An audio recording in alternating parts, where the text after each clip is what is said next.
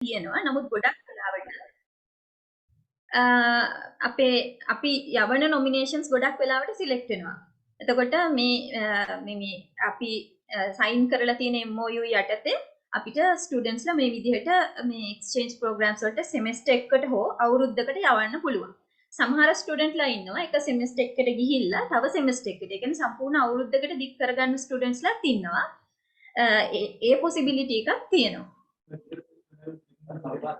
Can I ask a question? Yeah, sure. Yeah. So is this for the undergraduate or for the postgraduate? There are for both undergraduate and postgraduate students as well. Are there opportunities in Europe countries? Yeah, there are. I will discuss in the next slide. Yeah, thank you. තව පොඩි දෙයක් කියන්න තියෙනවා මේකෙදි. මේ exchange programs වලදී දැන් එක යුනිවර්සිටි ගත්තම ඒගොල්ලන් අපෙන් රික්වෙස්ට් කරන ස්ටුඩන්ට්ස් එක ෆැකල්ටි වලින් තමයි ඉල්ලන්නේ. දැන් උදාහරණයක් විදිහට ලාහෝර් යුනිවර්සිටි ඔෆ් මැනේජ්මන්ට් සයන්සස් ගත්තම ගොඩක් වෙලාවට ස්ටුඩන්ට්ස්ලා මැනේජ්මන්ට් ෆැකල්ටි එකෙන් තමයි ඉල්ලන්නේ. ඊට පස්සේ සයිතමා යුනිවර්සිටි එක ගත්තාම ඒගොල්ලන් ඔෆර් කරන කෝසස් වල හැටියට අපේ ඇප්ලයි කරන්න පුළුවන් මැනේජ්මන්ට් එහෙම නැත්නම් සයන්ස් ෆැකල්ටි දෙකේ ස්ටුඩන්ට්ස්ලාට. ඊට පස්සේ තමසත් යුනිවර්සිටි එක ගත්තම ගොඩක් වෙලාවට ඉන්ජිනියර් ෆැකල්ටි එකේ වගේ ස්ටුඩන්ට්ලාට තමයි ඒක ගොඩක් වෙලාවට ප්‍රිෆර් වෙන්නේ. ඊළඟට හොක්කයිඩෝ යුනිවර්සිටි එක ගත්තම ඒගොල්ලන්ගේ තියෙන ගොඩක් කෝසස් ආර්ට් ෆැකල්ටි එකට රිලේට් වෙනවා. ඒ වගේ අපි සාමාන්‍යයෙන් එක්ස්චේන්ජ් ප්‍රෝග්‍රෑම් එකක් ආවහම ඒක බලනවා එයාලා ඔෆර් කරන කෝසස් අපේ යුනිවර්සිටි එකේ මොන ෆැකල්ටි වලටද රිලේට් වෙන්නේ කියලා. ඊට පස්සේ අපි ඒ රිලේට් වෙන ෆැකල්ටි ටාගට් කරලා තමයි ইনফরমේෂන් එක ෂෙයා කරන්නේ.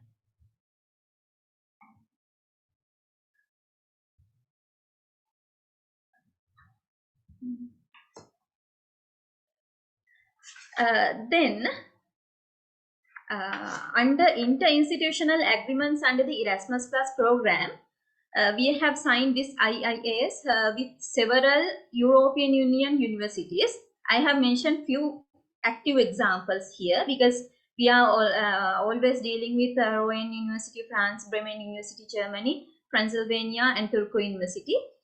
But I should mention that all these four IIAs have signed under Faculty of Arts. But there are many other interinstitutional agreements which are signed by other faculties as well. I just mentioned few examples which we are dealing with these days. So usually 2 or 4 students are going each semester to these European Union universities each year for each semester. And there are some other projects that allow student exchanges. Here I have mentioned 2 examples. One is NOPART project. Under NOPART project, the student exchange is happening with the University of Eastern Norway. Currently, there are 7 students studying there. And also in Toolkit Project, I think 3 students have participated for overseas training under Toolkit Project. Here are some of the details of our students who have participated for exchange programs. I have mentioned only the students who have participated for exchanges through International Relations Office or supported by the International Relations Office. But there are many other students who have participated for exchange programs through the faculties as well. So as you can see, in 2018, there are 5 students have participated for exchange programs. All 5 students have gone to Japan. And then in 2019, I think there are like 6-7 students have participated for exchange programs to Japan, Romania, and Portugal. Then in 2020, it's only 1 student have participated for the exchange program under this interinstitutional agreement. Because after COVID-19 pandemic, it was hard for us to conduct physical student exchanges. So we couldn't do that much of exchanges within the COVID-19 pandemic period because of the travel restrictions. But after that, from 2021 to 2023, we are again resuming exchange programs. Now, in this year, 3 students have gone to Saitama University and 2 other students are planning to go in 2023 3 fall semester, and 3 students will go to Finland, to University, in coming 2023 spring semester. And then 2 students have already gone, they went this month to Hokkaido University, and 2 other students will go to Hokkaido University in coming 2023 spring semester, and also to Tsunomiya University. 2 students are planning to go to next semester. So these are some of the information of the students who have participated for the exchange programs through our office. And these are some of the information of incoming students. I think I don't have to explain it that much. Let's go how do now when I explain this, I think most of you think that how we can get the information, because we know that most of the students will not get information. So here I'm going to explain you how we can get the information of these exchange programs. Usually when we get these kind of opportunities, as I explained earlier, we share it with the faculty, relevant faculties. Yeah. So the faculty members would share it with the students, especially through their faculty notice boards. And also we are sharing through our website. So I will show where we have shared it.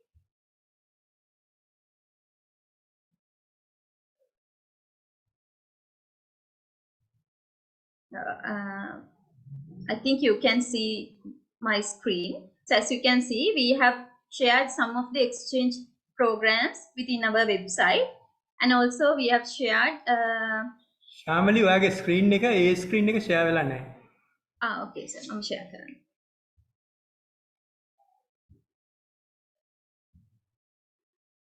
Can you see it now sir? දැන් පේනවද sir? Yes, we can. Okay, so here's the page that we share exchange opportunities for our students. I will explain it in Sinhala as well. සාමාන්‍යයෙන් exchange opportunity එකක් අපිට ආවහම අපි share කරන විදි දෙකක් තියෙනවා. එකක් තමයි අපි relevant faculty එකට share කරනවා. ඊට අමතරව අපි අපේ මේ website එකේ share කරනවා. එතකොට සාමාන්‍යයෙන් අපි faculty එකට share කරාම faculty එකෙන් එක faculty notice board එකේ දානවා. එතකොට කැමති students ලට apply කරන්න පුළුවන්. ඊට අමතරව අපි අපේ website එකේ මේ විදිහට share කරනවා තියෙන exchange programs. මෑත්තක ළඟම මේ semester එකට අපි exchange programs අපි තාම share කරලා නැහැ. නමුත් අපි ඉදිරි සති දෙක තුන ඇතුළත අපි ඒවත් අපේ website එකේ share කරනවා.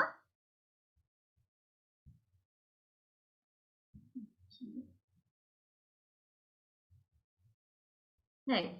So the other thing is, if you have find out any kind of exchange program within our website, but you have not received it through the faculty, what you can do? Because if you are planning to apply for any kind of exchange program through INRO, then you have to apply it through the faculty. It is the procedure and it's mandatory. If you want to apply for any kind of exchange program, then you have to apply it through your faculty. But let's say you did not get the information through your faculty. You have find out that there are opportunities for you through our website, but you didn't get it through your faculty. Then what can you do? We'll explain it in Sinhala as well. Then අපේ website ඔයාලා දැන් අපේ website එක check කරනකොට ඒකේ දාලා තියෙනවා ඔයාගේ faculty එකට අදාළ opportunity එකක්, exchange opportunity එකක්. හැබැයි ඒක ඔයාලට faculty එක through ආවේ නැහැ. මොකද අපිට exchange program එකට apply කරනවා නම් අනිවාර්යයෙන්ම faculty එක through apply කරන්න ඕනේ. ඒක තමයි procedure එක. එතකොට අපේ website එකේ දාලා තියෙන opportunity එකක් ඔයාලට faculty එක through ආවේ නැත්නම් ඔයාලා කවුද contact කරන්න ඕනේ? අපේ faculty coordinators ලා ඉන්නවා. faculty නම තමයි postgraduate institutes වලටයි මම share කරන්නම් screen එක. අපේ website එකේ දාලා තියෙනවා faculty coordinators ලා. ඔයාලගේ ඔක්කොම lecturers ලා තමයි faculty coordinators ලා විදිහට ඉන්නේ.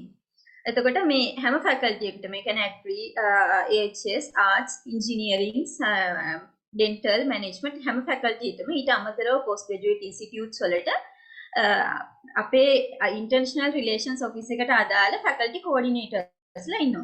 එතකොට faculty එකට අදාළ මොනවා හරි opportunity එකක් තියෙනවා නම් අපි අනිවාර්යයෙන්ම ඒක මේ අදාළ faculty coordinator ට inform කරලා තියෙන්නේ. එතකොට අපේ website එකේ දාලා තිබිලා ඔයාලට ඒක ඔයාලගේ faculty එක through දැනගන්න ලැබුණ නැත්නම් ඊළඟට ඔයාලා contact කරන්න ඕනේ ඔයාලගේ faculty එකට අදාළ faculty coordinator. එතකොට එයාගෙන් ඔයාලට විස්තර දැනගන්න පුළුවන්. හැබැයි faculty coordinator ව contact කරන්න ඕනේ ඒ opportunity එක ඔයාලගේ faculty එකට අදාළ නම් සහ ඒ opportunity එක ඔයාලට faculty එක through ආව නැත්නම් විතරයි.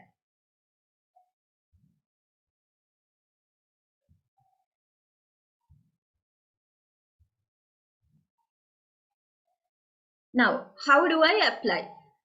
What is the common procedure to apply for these kind of exchange programs? I will explain in brief. Usually, when we share these opportunities with our students, especially with the faculties, we have to send nominations first. Usually, our partner universities will give us like 1 month to send us nominations. So, let's say for Saitama University, if we have 2 opportunities to send our students to Saitama University, we usually inform it to science faculty and management faculty and ask them to send us nominations, 2 nominations. So once we get the nominations, sometimes we don't get nominations from, let's say we didn't get any nomination from the science faculty, but we got 2 nominations from management faculty, then the 2 opportunities will go to the management faculty. But if science faculty also send 1 opportunity and management faculty also send 1 nomination, then we can send both students. So it is like that. Once we send the nominations to the partner university, again the nominations has to be sent through INRO. So once we receive it through your faculty, we will send it to the partner university. How can you apply to your faculty? I will explain the procedure of management faculty. I think for art faculty is also like that. I think for other faculties also the procedure is same. Once there is any opportunity and when they put it into the notice board, then you can apply for that. So that a committee of your faculty would get some interviews or collect your applications, and they would select 2 students or whatever the number of students we are asking for, and they will send that nomination to us. So what you have to do is you have to apply to your faculty, and then your faculty will shortlist who are the nominations that they are going to send us. Then we will receive those nominations, like 2 or 3 students. Then we will send it to the partner university. Once we send the nominations to the partner university, then partner university will start the application procedure, and then they will ask for some other documents, like sometimes your academic transcripts or the proof for your English language skills, and sometimes they ask you to write for some motivation letters. Likewise, they are requesting some documents, so you have to provide those documents, and then the application procedure happens like that. Once the application procedure finished, they start the visa application procedure, because we have to get their let's say in Japan, we have to get the certificate of eligibility to apply for the visa. So they start that procedure. In order to complete that, again they are asking for some other legal documents, sometimes some bank details and some other documents, sometimes your passport copy, those kind of documents they are asking. And then once we provide it to them, they will proceed it, and they will send the related documents to us to request for the visa. Then we are applying for the visa, and the students are participating for the exchange program. So this is the common procedure that we are following right now for the exchange programs. And I will tell you a little bit about what are the requirements, common requirements for exchange programs. Usually our partner universities are asking for the academic performances of the students, and then their English language ability. Some of the universities are requesting for IELTS or TOEFL, but still it is negotiable. If we say that our students are following in English medium, and if we can prove some kind of document, like some faculties would provide us letters proving that the students' English language ability is all right to continue their studies, then most of the time they would accept it. And then most of the time the student need to be at least a second year student, because they usually don't accept students from the first year, but the student should be at least second year student. And also there's another requirement: the student should not complete their degree program before the ending period of the exchange program. Let's say my I'm graduating this December, but I've applied for the exchange program next April, then I will not get selected. So you have to be graduated after the exchange program. Now this requirement is also there. Then sometimes they're asking for recommendation letters from your faculty, and also sometimes for a study plan or motivation letter. Those are the common requirements for exchange programs. I think you received all the information that you would like to get from us. And also I wanted to mention one more thing. For most of the exchange programs, the tuition is waived, especially for interinstitutional agreements to Europe. If you are going to Europe, all of your expenses, like living expenses and everything, will be covered under the agreement. But if you are going to some of the other universities under MOUs, let's say some of the universities in Japan, sometimes you have to bear your own living cost, but the tuition fee is waived. Again, to Japan, if you are going there, you are allowed to apply for some scholarships. Like I said, the two students went this month to Hokkaido University. Both of them received JASO scholarship for their period. One student stayed there for 1 year and one student stayed there for 6 months. Both students received JASO scholarship for the whole period that they are studying there. So these kind of opportunities are there for the students who are applying for exchange programs. Hope you got some information about the exchange programs. Thank you. Thank you very much, Shamali, for the elaborative presentation. Thank you very much once again. It's so informative. I think students can reach the International Relations Office and find this information from the website and faculty coordinators, and enjoy these opportunities available through the university.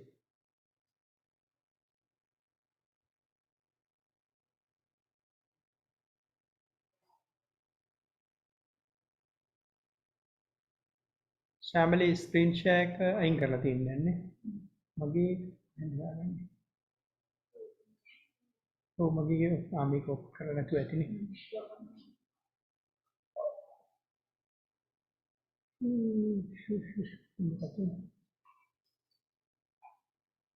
මොකක්ද මගේ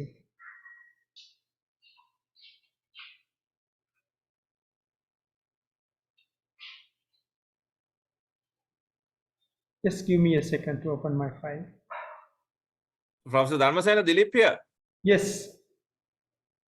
How are you? I'm fine. We are struggling with technology. Yeah. Thank you so much for coordinating this. Thank you very much, sir. Okay. Doesn't matter make a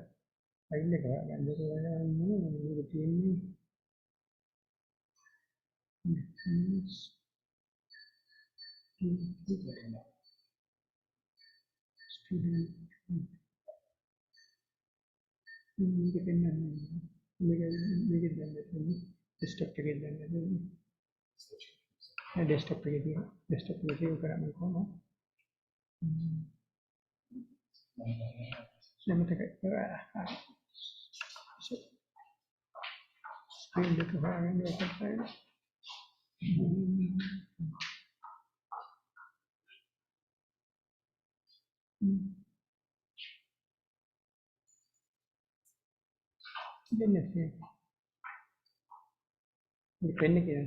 එක අතර තියෙනවා දැන් මේක නිකම්ම search කරොත් ඈ සර්ච් කරලා try කරන්න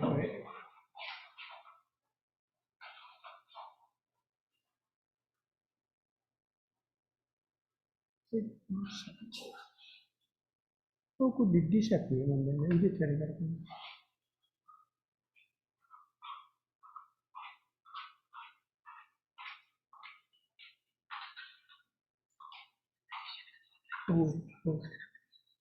What's the name of the next page? Make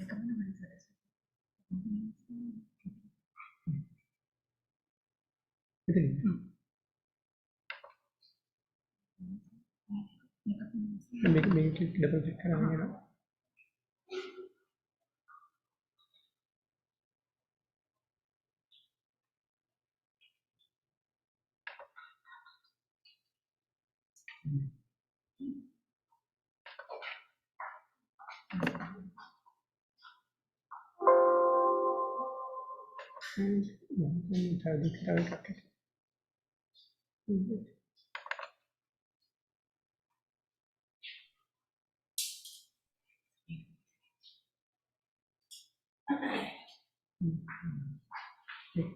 Play කරන්න ගන්න ඕනේ.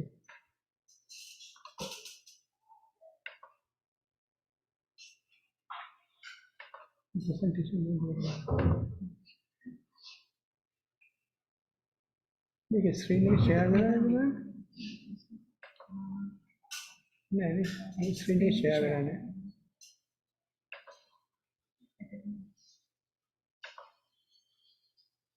මේකනේ. මේකනේ. ඕනේ.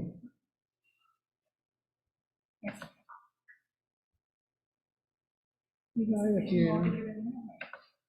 Presentation mode එකට ගන්න දෙයක් නෑ. Okay. Can you see my screen?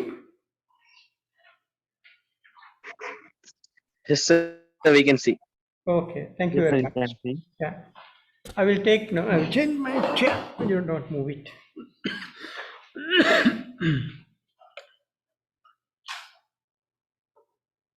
Okay, I will take a few minutes. I will make it very short because Shamali has given a very nice presentation about the opportunities available through the university. I will take few minutes to brief you about the common and popular opportunities that most of the students do harvest. Because I have a lot of experience of writing recommendation letters for the students during last 31 years. So I will first brief about this toolkit. If you may not be familiar with this, take few minutes. Toolkit is basically a Erasmus Plus program initiated through the International Relations Office of the University of Peradeniya. It is its main objective is enhancing internationalization. Right? You may not know what it is. So this project is hosted by the Italian university, the oldest Italian university, European university, University of Bologna. We call it as University of Bologna, right? And there are two partner universities from the European region, European Union, Uppsala University and Vilnius University in Lithuania. And from the participating countries, Sri Lanka, Myanmar and Laos are the three countries. From among the Sri Lankan universities, University of Peradeniya and Kerala in the project. I have been also serving as a project partner, project team member of this project. Internationalization, I don't want to spend more time, just to give you a briefing. In the past, internationalization means student mobility, transferring students from one university to other university, basically international transfers, as Shamali very correctly explained. That was the only thing, right? But today the concept is much wider and it's very important. I will show you why it is important for you students as well as the academics. We have directors so that we can understand why it is so important. Academics and people who are planning to join the university in future. So at national level, this internationalization is a political topic or socio-economic. It can be cultural, but also there is an academic component, academic context in it, which is the most important for academics like us, including students. The academic reasons is international branding. You know, everybody is looking at universities branding. Peradeniya University, when you just say the name, whether people know it, whether it is recognized in other countries and its profile. Quality enhancement, whether we are maintaining international standards. If you go to the vision and mission statements of all the universities, they say that they want to maintain international standards. And student and staff development, training. We send inbound, outbound students, and always we are building the capacity. Income generation, it's a source of income. For example, from this project, we have brought a lot of equipment. We have established one international conference center, and a lot of resources are added to the university system. Strategic alliances for the university. So we have very good networking, and then we produce knowledge. We share knowledge. What is happening in other parts of the world? What is happening in the region? So it is a very good opportunity. That's why we work on this internationalization. And most importantly, internationally, we are looking at the university's ranking. As I can remember, this is the 21 rank, year 21. University of Peradeniya was within 401 to 500 universities in the rank, world ranking. And there are 5 components they are assessing. One, which I have rounded, is international outlook. If you look at University of Peradeniya, we have 41.3 marks. But if we compare it with Oxford University, which is number 1, please mute your mic. University of Oxford, they have reached 96.3. Please mute your mic. 96.3. So you can see that we are fairly weak. Industry income is also weak, but international outlook, we need to improve it. That's why we have this international relations office, and we are working on all these projects to bring us university to the next level. That is our responsibility. Now, we are just jumping into the theme of the day, facilitating student mobility. I know that everybody is interested, especially students and young staff members as well. I'll be spending few minutes, very short time, to show you the most common and most popular places that you can find this information. The first place that you can find is the Ministry of Higher Education website. I have just taken a snapshot. If you go to the Ministry of Higher Education website, scholarship, under the scholarships, you will find this kind of menu, drop-down menu. Foreign students, local students, government officers, foreign sources, higher education opportunities. And from that, you will find undergraduate scholarships, direct scholarships. I am just clicking the direct scholarships. I am not using the web online. When we click this direct scholarships, we will end up with this kind of web page. And there you can find the scholarship programs. For example, World Bank Scholarships for Developing Countries 2023. Scholarship and admissions for the SAARC Development Fund, from the SAARC Development Fund 22-23. Details, and then you can download the documents. Master's and doctoral degree scholarships at Japanese universities. I will show you these details. If you click details, you will get brief information, and if you go to downloads, you can download all the documents. Scholarships in Mongkut University in Thailand, you can get information. So this is very easy, just clicking the website. And if you go for the detail, this shows you the details inside the website. This is on Ministry of Education, World Bank scholarships for developing countries. You can get details. And 9 master's scholarships that was there in Commonwealth postgraduate. This is closed by now. United Kingdom. I have seen this kind of information is shared through WhatsApp communications groups. This is WhatsApp message, one of the WhatsApp messages that I have received. I just put it for your information. You can make your groups, and then you can circulate this information from among you as well. And most of the information, whenever we receive, of course, we publish it through the Career Guidance Unit. We have a very popular Facebook page for sharing this kind of information. Japanese government scholarship, we call it as Mombushu scholarship. And this was a very famous, popular scholarship, open scholarships, as well as through the ministries, they call applications. But this has to be sent through the Ministry of Higher Education, so you can get the information that you need. The second place that you can click is University Grants Commission website. Foreign scholarships. Under this, I found 2. Chulabon Graduate Institute in Thailand, and US institutes study in US. This is for social sciences. Usually this is planned for academics, for developing their curriculums and all. But you can find this information. Those who are in service, of course, the second one is applicable for them. The first one is for masters and postgraduate programs. I will show you some details. This is about this scholarships. They have announced that 15 scholarships are available in Thailand. So we have sufficient scholarship opportunities if you are searching a little bit, searching the correct pages. Fulbright Commission, we have you know Fulbright scholarships, and this is available in different forms: fellowships, master's programs, PhD doctoral programs, various programs. So Fulbright Commission Sri Lanka, you can find it through this website. You can find information. It's given for Fulbrights in US universities. And JSPS, this is for basically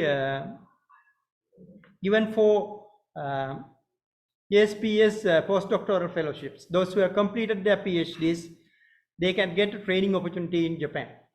That's a blessing for you. Once you complete your PhDs, you can find, if you are interested in working in Japan, that's basically for research. That scholarship, when I just joined the university in 1991, a lot of young people wanted to get that scholarships. By that time, only 1 or 2 people I knew that who have got that scholarship. But this is very popular. Just search this website. This is training in Germany. You can find opportunities. This is a really good scholarship. We have an information center in Sri Lanka. Erasmus Mundus, as the Shamali explained, lot of programs are advertised through Erasmus. There are most of the European Union countries, they are offering scholarships because they are also interested in internationalization of their universities. They want to get students from Asia and they want to send their students to Asian universities as well. So you can harvest these opportunities. Netherlands, yesterday when I was just clicking, I found full scholarships, more than 800 scholarships only in Netherlands. There are many universities offering short-term trainings. For example, Wageningen University in Netherlands, one of the best universities. So you can try. This is very popular and a lot of students are getting opportunities in these countries.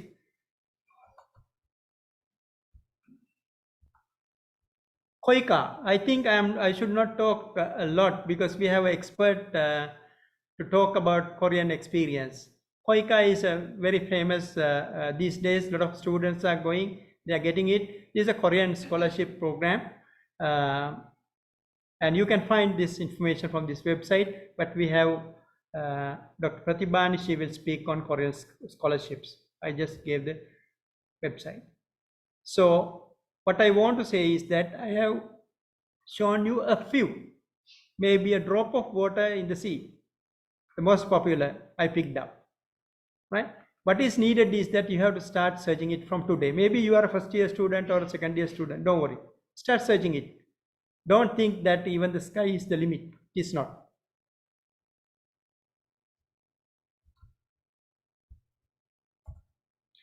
With that, I conclude my very short presentation and leave my panel members to explain their experience and then answer your questions. It will be followed by the questions. First, we will spend few minutes for each staff member in the panel to explain their experience. This is going to be an oral explanation. Maybe some of them may be using slides if they want to. It's free for them. But don't wait. Don't wait. If you wait, it's like sunshine, sunrise, it disappears. So thank you very much for attending this session. We have very good participation. I'm really happy. So with that, we will move on to the next and the most important session, that is unveiling the secrets of securing overseas training opportunities of our 5 member panelists. I think we have 2 members joining from US. That is midnight for them right at the moment. Fortunately, they are my students, so they were willing to, they happily said yes to join with this program.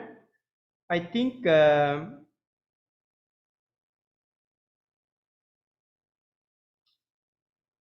we can start with Dr.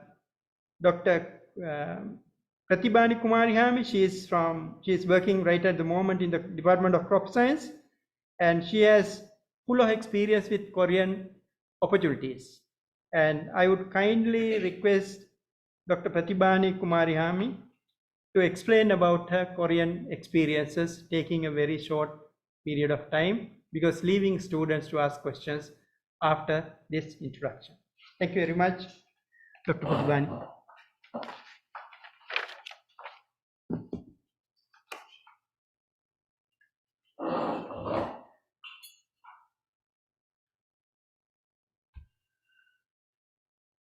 All right. Thank you very much, Professor Dharmasena sir. So good morning once again to you all. Good morning, Good. madam. Yes, good morning. So I'm very happy to be here today to share my experience and some thought of securing any opportunities for postgraduates, right? And thank you very much, Nimal sir, for inviting me today. So let me, because without taking much time, let me just brief myself and my experience there in Korea. So I graduated from Sabaragamu University of Sri Lanka, right? And I did agriculture degree there. And 2012, I passed out, and then I got opportunity to do my MSc degree in agriculture in South Korea. They are in Jeju National University. Maybe it's very. Can't you hear me clearly? Can hear. Yeah, you can hear. I'm audible enough. Here, madam. Audible, ma'am. You're audible. Yes, okay, thank you. So Jeju Island is very famous. I think you all are familiar with that name. And I did my master's in Jeju National University. And I was there in 2013 to 2015, 2.5 years almost. And then I came back to Sri Lanka, and I work in Rajasthan University as a temporary demonstrator there. And then I got the permanent position in Peradeniya University around 2017. And then 1 year after service, I got the PhD opportunity, same again in the in Korea, but different university. It is in Jinju Gyeongsang National University, and I completed my PhD in very recently in last year 2024, right? So I had almost 5.5 years in Korea, so I had plenty of experience there, because Korea is a very nice country to go for the postgraduate studies, because the Korea, you know, they have the well reputed and the highest ranking education system in Korea, and they are having about 400 national and private universities, right? Almost they are under the ranking among top 100 universities in world as well, right? So in Korea, if you are willing to go for a postgraduate study, either MSc or PhD, right?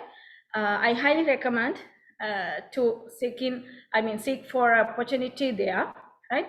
Because why I am saying like that, because the Korean people, they are very genuine, intelligent, and ethics, and also very hardworking people.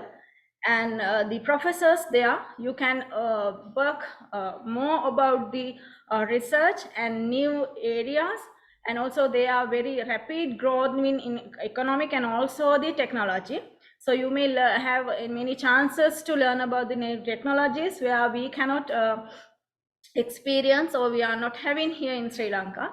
So you can explore the science and also the culture of other countries. The people don't stay in Sri Lanka and compare our country with other countries. So go and explore the world and see the difference, the people, how they are working, and more than 50 hours per week they are working, hard working. So sometimes some students, Sri Lankan students, not only Sri Lankans but many other foreign students are there, Chinese, Cambodian and the Vietnamese and also Chinese students, Japanese, Indians mainly, Pakistani students. There are plenty of Pakistani and Indian students working there, and Sri Lankan students as well. But sometimes for us, it is not bearable. They are working style and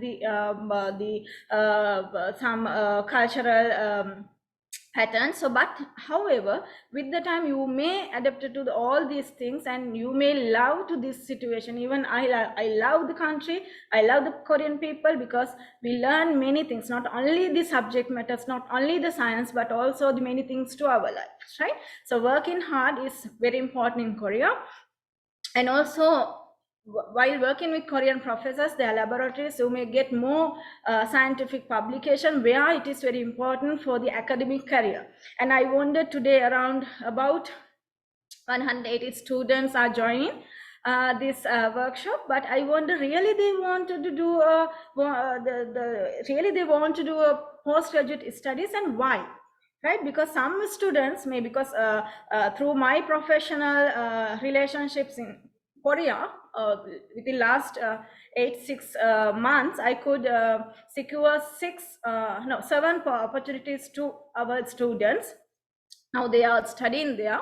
So meantime, I got to something, some student came to some person and saying, okay, to secure in Korean PhD or the MS, it's very easy if one academic recommend he or she to Korea, and then she may or he can secure job as well in Korea. So they are having some students having some hidden agendas as well. So be genuine, right? So don't be like that. So be genuine, and you must be passionate, interested in studying postgraduates in abroad with the good intention, not the bad and hidden agendas. So I know the current situation, many people are looking to go into abroad, right, for job seeking and staying there. But make sure, actually, do you want to do a postgraduate or not, right? Then the reason why you are looking for a postgraduate graduate studies, right? And the same time, I will very briefly go through how you can find the details of Korean scholarships, right?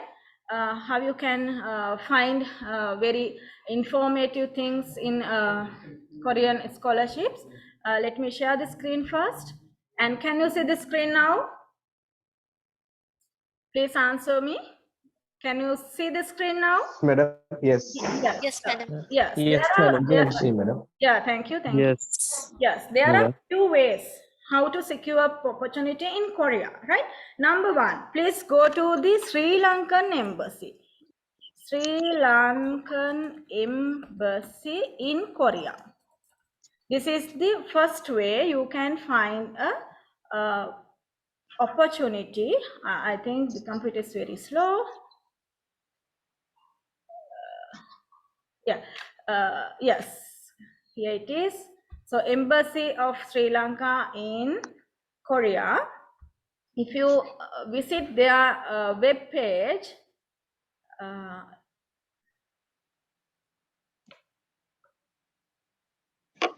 I'm sorry, the computer is slow, but I think you can be patient with this. So Embassy of Korea, the right side, please, if you open the website, so you can see the icon or the tab saying education. Can you see this one? Yeah, education. And if you want to click on this one, so they are showing everything there. So why you have to study in Korea, and they are studying the environment or the education style there, and also at the same time they are showing different scholarship opportunities available in Korea, because there are plenty of scholarships offered by Korea. Mainly there are government scholarships, and also we call professors grants, right? I will explain these things, because government scholarships, as you say, KGSP, Korean Government Scholarship Program, and also now it is saying GKS, government, Global Korea Scholarship right?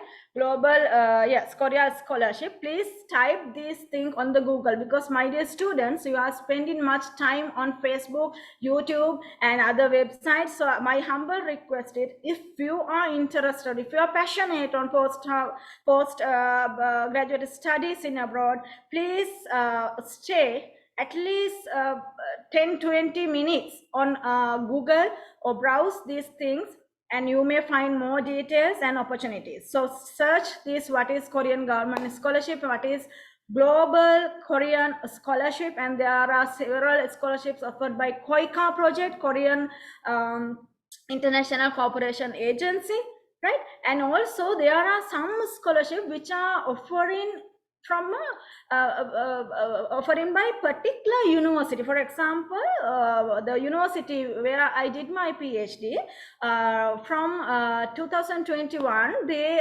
started a new scholarship program, saying FGLP, Future Global Leaders Project, right? Under this program, I could secure chances for 4 students in last time from Sri Lanka, from our department, crop science department. So they are working, they are very well. So these are some, then now here this website, they are giving the almost details of and the links for these different scholarships. And also under here, study in Korea, they are giving the links to the the top rank universities in Korea, where you can secure a postgraduate opportunity, this university. So what you have to do, just follow these links and go to their website. Don't worry about the language, but sometime almost all Korean university websites are given in Korean language, but using the Google Translator appear here, we can change this language to English. I don't know what is whether it is work in these links, but you can just type the Korea university names as well, and then you go for the their websites, and then check the all the details given on this website, because each and every university, they are giving the details and the showing the sorry, what happened? Can you still see the screen?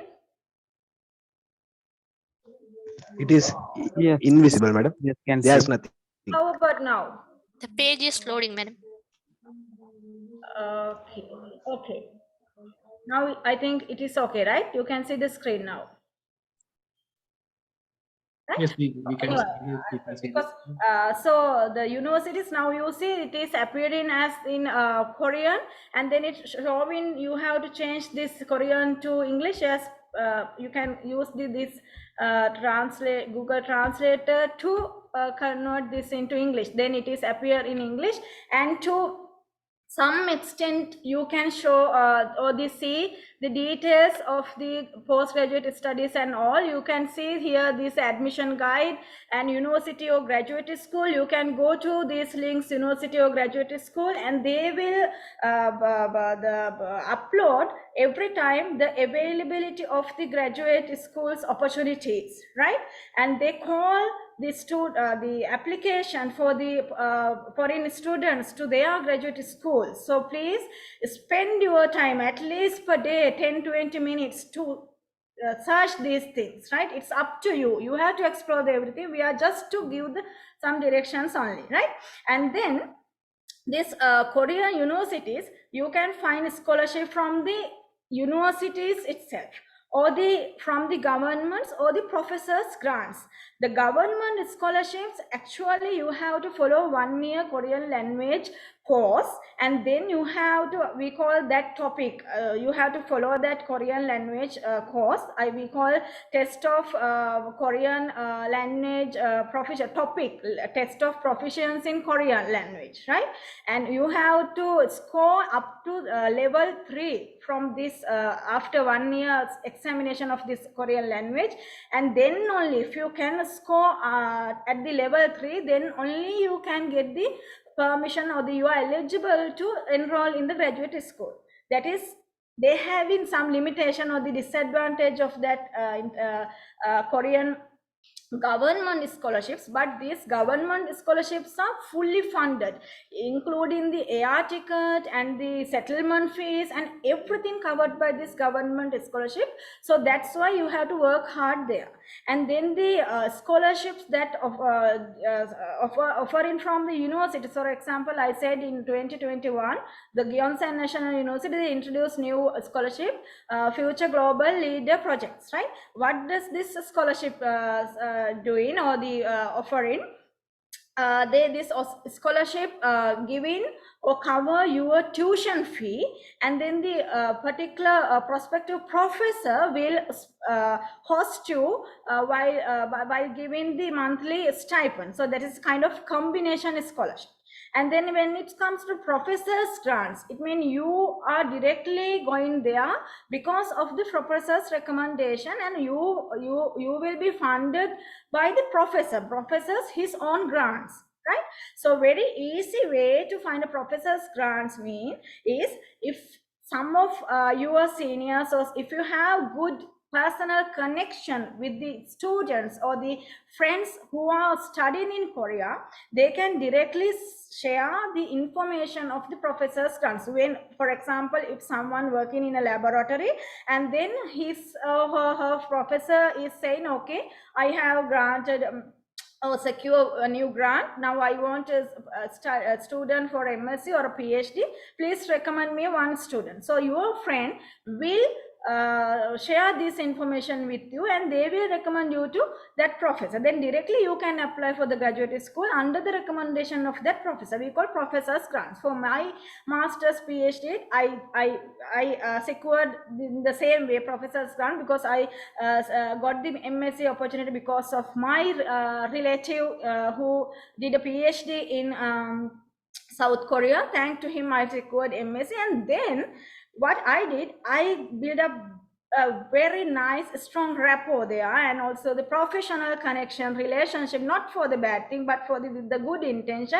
And still now I am recommending my students because of my professional or international connection, which I built there, right? And with the graduate school as well. So the same way we can recommend students for the graduate school and the professors. Sometimes the professors personally contact me asking, okay, Dr. Prati, we are having these opportunities. Please recommend one of your students, right? That is direct professor's grants, which is very convenient to process, and also directly you can enroll into the graduate school when compared to the Korean government scholarships. Right? And also the students, when we are recommending, also I don't want to make any damage to my connection there, so I really consider some facts with my students, not only the GPA. I really respect their attitudes, their qualities, and their ethics. Right? Same time, I humbly request or kindly advise you, be a good, nice person with good personality, and the ethics and respect to ethics, and also your attitudes is very important than your GPA while you are working in foreign community, right?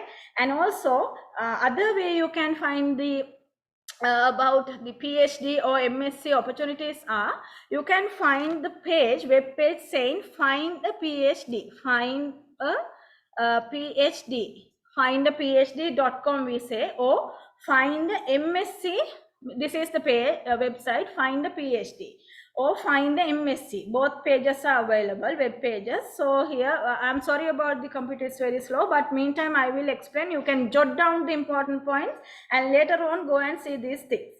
Find a PhD program, you can register here, you can see login, sign up, and you can register yourself here according to your preference. Are you looking for a PhD? Are you looking for a MSc? Which is the field of interest?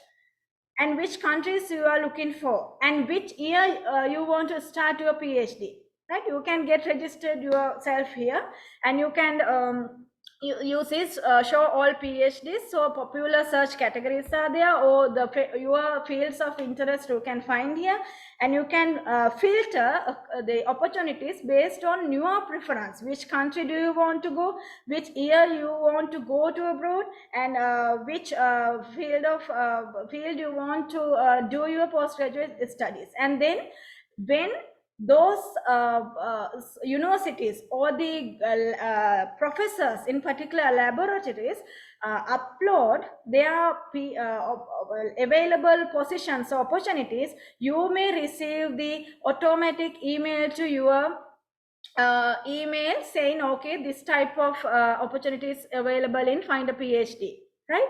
And then the same for the Find MSc. And for example, when I was looking for a PhD, and I wanted to go to another country after doing my MSc, right? But my PhD position, because of my connection with my professor, and he was very happy as a student, happy about me as a student, so he wanted me to continue PhD at his laboratory, but I wanted to secure a job in Sri Lanka as well. So I am very much passionate, interested to at that time be an academic in Sri Lanka. So I came here and I got a chance to join Peradeniya University. So then I wanted to search another chance to go another country. So then I registered in PhD, Find a PhD website, and I gave my preferences, and I got a chance from the Massey University to do a post-hour science PhD. But then they interviewed me through Skype at that time, and two interviews they gave me, but finally I was not enough qualified for that position, because their condition was they have the fields. With the Kiwi fields, we have to long travel by a vehicle, by my own driving. So I didn't have at that time the international license as well. So the one of the boy from another country secured that position. So why I shared that experience?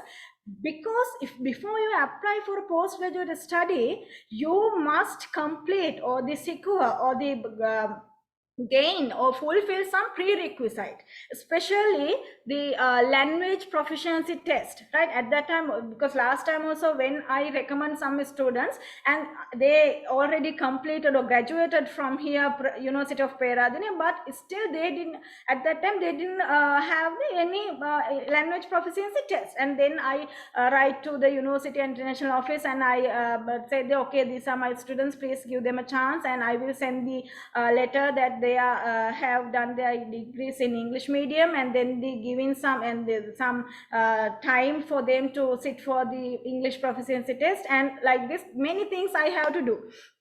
Right. So best thing is, if you are looking for a postgraduate studies, and if you are looking to go abroad just after your graduation, my dear students, please do the English proficiency test, IELTS or TOEFL, at the end of your third year academic year, or at the beginning of the final year of the university.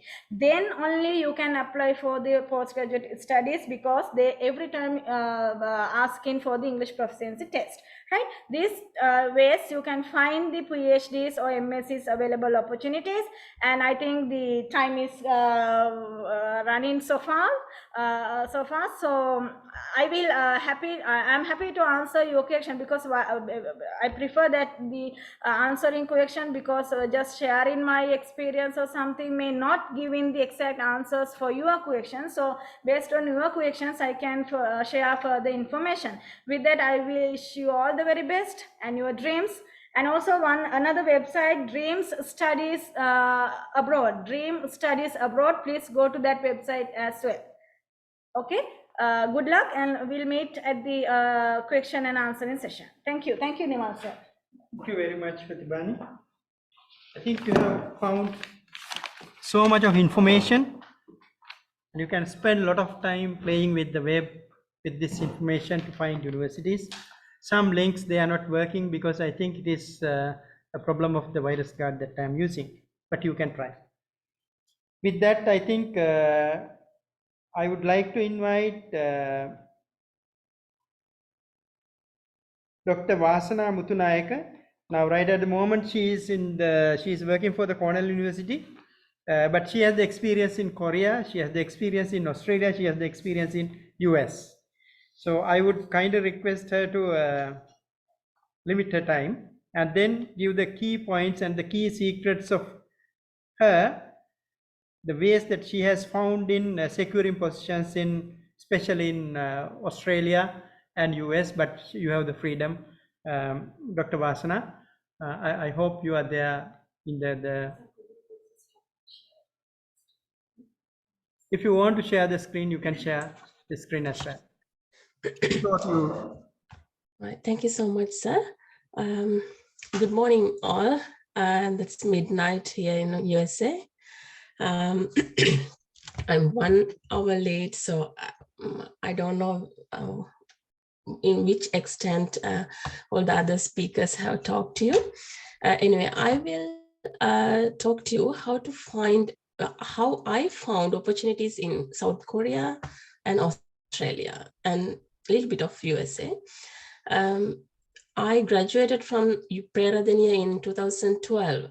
Then when I was doing, at the time, actually, I was in temporary staff in the department. Then I actually at that time I wanted to go abroad. And actually, if I tell my personal thing, at that time I was engaged with my husband. So my husband got an opportunity in South Korea. So then my the area that I can go in the world was limited. Then I had only the opportunity to find an opportunity in South Korea. So then I went to Google, then searched universities in South Korea. That's it. Then all the list of universities comes. Then I checked one by one each university website and try to find relevant subjects for my studies. Then I decided, no, this is not the way. I want to find an opportunity in the same university where my husband is studying. So I went to Chunam National University website and found the directory of all the professors, then found the relevant subjects areas in the agriculture school and wrote for each and every one personally. I think that is the key. We should personally contact them when it comes to South Korea and also in Australia. And also I have heard about Canada also, because in South Korea, the supervisors have their personal funds and also they have government scholarships. So when you contact a supervisor personally, then if they have a position in the lab, then they can recruit you. But you have to go through the scholarships. And also, if they have personal funds, they can fund you. In my case, my husband and I also, both of us got personal funds from the supervisor. Then in the second year, actually from the second semester, they gave us government scholarships. In that way, initially we can enter into a lab using personal funds if you contact a supervisor. When it comes to South Korea, I think one of the panelists have talked to you. Sorry, I missed that. Could you say it again? Sorry. But excuse me. When it comes to South Korea, their main language is Korean, but there are supervisors that they can communicate in English. So we don't know, but you have to email many supervisors so that at least one of them will contact you. That is the story with South Korea, actually. What I did was personally email them, emailed everybody. Then I got an opportunity. When it comes to the other requirements, you should have IELTS score at that time, but I don't know the situation right now. I heard some other information as well when it comes to personal connections, but when you go through KGSP, like government scholarship, definitely you should have band scores more than 6.5. I also had to do IELTS. I did my IELTS when I was in 4th year. So better to prepare before you finally graduate from the university. Then when I talk about my PhD thing, the same thing happened. My husband went to University of Queensland in Australia. The same way he emailed to supervisors from his field. And then he got the opportunity. Then I followed him, and I had to find opportunity in the University of Queensland. Then same way, I emailed the supervisors relevant to my field of studies. Then luckily, from the very first email, I got an opportunity. That is very rare. When it comes to my husband's situation, he emailed many. That's, I would say that's luck. Okay, so don't hesitate. Sometimes when you contact them personally, let's say you send 100 emails, right? Don't worry to send 100 emails from my experience. But sometimes 50 of them might tell that they don't have opportunity, but at least few, let's say one, you can get a good chance, right? You can get the jackpot. So don't worry. Don't worry to email many. Find their contact emails, and definitely, but you should know when you personally contact them is you should have a good request letter. That is the main thing. You can't just go to the directory and find all the supervisors and email them, but you have to go through their portal and you should search what they have done. You should read through their the portal and some of their research work as well. Otherwise, you don't know what they are doing.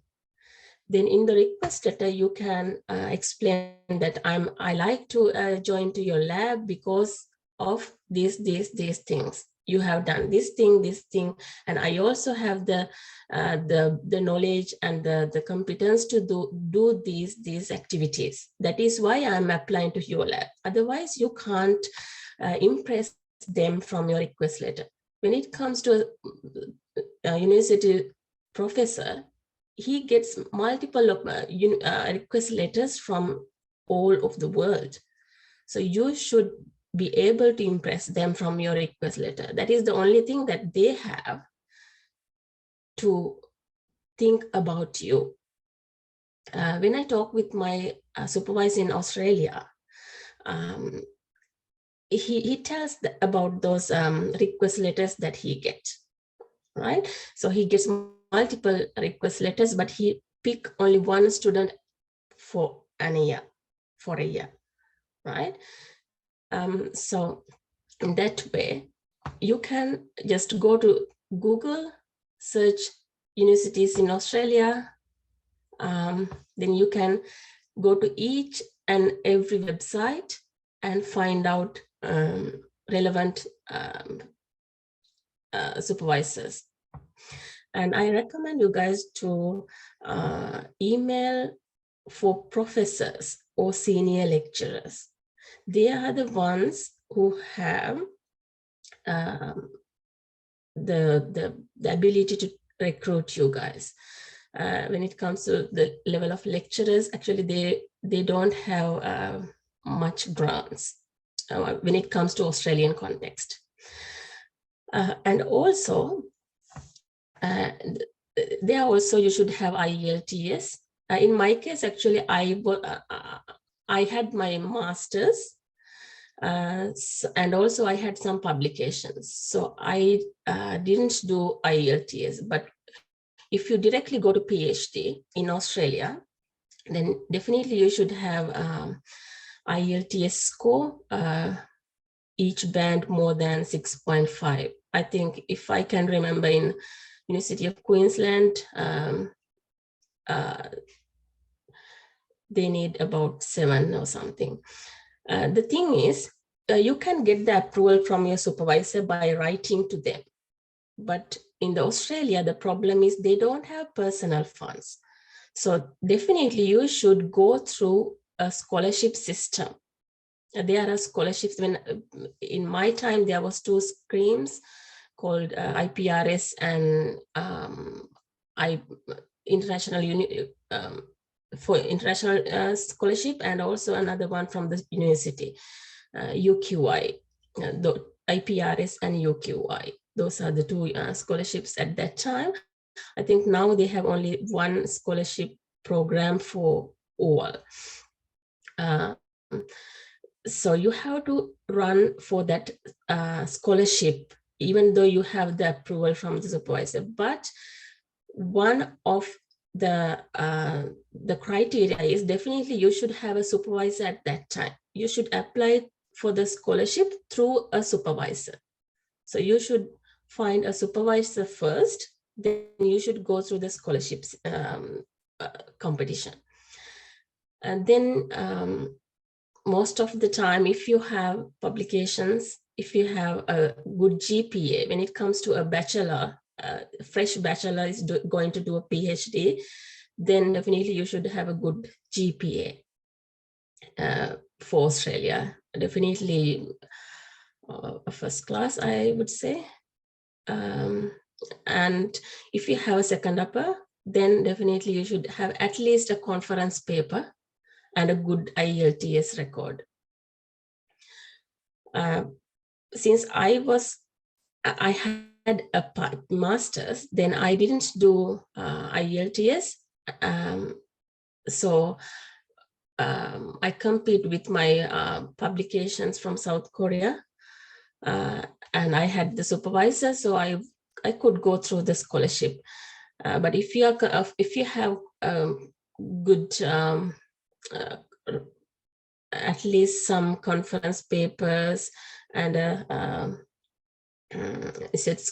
good score, then definitely you can go through the PhD scholarship, even though you have a bachelor. Okay. What else? And also in Australian universities, they have government scholarships. I already explained you about the personal, how to go through the personal contacts. The other thing is government universities, government scholarships. When it comes to government scholarships, the same way, very competitive. It's more competitive than the personal, when you go through the personal contacts. Still, you should have a supervisor. You should find a supervisor and you can apply for government scholarships. Okay. For that also, you have to go through the website and find the government scholarships and how to apply and their deadlines and everything, right? Then you have to do all the paperwork as they have instructed you and apply. The same thing, but it is very competitive. But the best method from my experience is to go through personal contacts. Just email them, talk to supervisors and arrange a scholarship. Then when I talk about USA, Actually, I don't have an opportunity for a postdoc at this moment, but my husband has. I'm just doing volunteers here because I'm fresh here and I need some permission to work here. So when it comes to my husband's case, after he finished his PhD in Australia, he again started to email all the supervisors, right? Then he, same way, he went to his preferred universities and tried to find the supervisors relevant to his PhD, right? Then he wrote emails the same way, request letter. You have to have a good, sharp request letter. It should explain what you have done so far, what are the experiences, medals and awards and everything.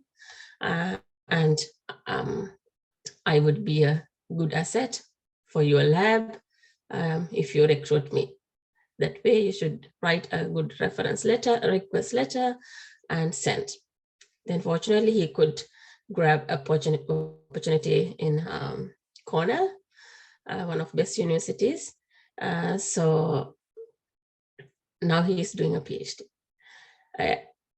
So I think I don't need to explain about how to recruit, how those scholarships were granted. But in USA system, actually, you should do TOEFL and GRE. You can do those while you are in your 3rd year or 4th year. You can start and do. Then you can apply to graduate schools of all the universities for PhDs. Then with their criteria and your requirements, when they are matched, then you will get an opportunity. Other than that, I don't think that even in USA also they have a personal funds. I'm not that confident to do those information, but you can directly apply for graduate schools. That's the only thing that I know about USA. I'm sorry. So I think that's all that I can tell you. I'm here to answer your questions in the Q&A session, and thank you very much for listening, and thank you very much, sir, for giving me the opportunity to talk to Thank you, students. Vasana, very much. Thank you for going midnight oil for our students. Very happy to see you after some time. Thank you. With that, I think we have a fortune for the day from the resource panel. I will let you know after this presentation by Ms. Nidarshini Vidanagamage. She is also having a part of the name as Vasana, and she is right at the moment. Vasana, I think you are with us online. She is in Kansas State University. Very recently she left 1st of May 22. Can you just brief? We can see that you are really burning midnight oil. අපිට කියන්න මේ සිංහල ඉංග්‍රීසි දෙකම මේ මාරු කරත් කමක් නැහැ. හරි ලේසියෙන් හොයාගත්තට අමාරු process එක හරි මොනවා හරි ළමයෙකුට දෙන්න තියෙන experience එක මොකක්ද කියලා පුළුවන් තරම් කෙටිම වෙලාව. Thank you. Yes. Thank you very much for inviting me, sir. So I'm Vasana. So yeah, well, Nishadini Vasana. So I very recently came here in May 1st, as said. So I would say, first of all, you would have to have a good CV. If you don't mind. So if you want that, I can tell it in Sinhala as well. So the first thing which I did was prepared a very updated and a good CV. So there you have to have your all the the skills and all the well, say if you have publications, so very well updated CV. Then here when applying for USA, there are two types of scholarships or the grants that we can apply. First one is government scholarships, as Dharma Senasa mentioned. So mainly it's the Fulbright scholarship, but it's so competitive. But there are assistantship opportunities as well. So here I'm doing a graduate research assistantship. There are two types of assistantships, graduate research and graduate teaching assistantships. So as Dr. Vasana said earlier, for teaching assistantships, you can directly apply for the graduate school. But for the research assistantships, you have to contact the supervisors first and get their approval, and you are funded by the supervisor. So I would say that you just have to first prepare your CV, and here we need a statement of purpose. We say it as SOP. So there you have to have what is your research focus and what the research interest you are having, and what are the researches you have done in your undergraduate, or if you have a master's or something there in Sri Lanka, what are those? So, and what is you are going to do in their lab. So a well-prepared statement of purpose as well. Then you have to complete your IELTS or TOEFL. Just go for the interested universities and search their graduate school, whether they are, which is the exam they are accepting. It could be IELTS or the TOEFL or both. So I just did IELTS. And here we are having most of the universities, they need GRE, but some programs, they do not need GRE. So I purposely applied for the courses that they waived GRE or they didn't require GRE, because I haven't done GRE. So in here, we have to have, most of the USA universities, they are just requiring you to have a second upper or a first class or a second lower, I guess, because they are requiring a GPA more than 3. You have to have a GPA more than 3. That means second lower, I guess. So if you have a second lower, you can apply for a USA universities as well. So I would say they are the basic points. And yeah, so I will be here for the Q&A session, so I can answer if you have any questions. Thank you. Vasana. They have a couple of questions. You can check it in the chat box. They were asking about CVs and all, but we will take them at the time of discussion. Sure, sir. Thank you very much. Please wait with us. Next briefing will be one of the Sri Lankan PhD holders. She has completed a PhD from the PGIS, but I have invited her with a very special reason. The reason is that she has completed her PhD in University of Peradeniya, but she has secured two important things. This may be important for the research students and maybe even for the fresh graduates, those who are going to do research work here. She has secured a fellowship in a Chinese Academy of Science, and then she has obtained a travel grant. So this is something new. So we will listen to her. She is Dr. Sanjeevani Vasana, and this is what I said, it's a day of fortune. We have 3 Vasanas in the list of panelists. So it's a day of fortune. Out of 5 members, 3 are people with the name of fortune. It's over to you, Vasana.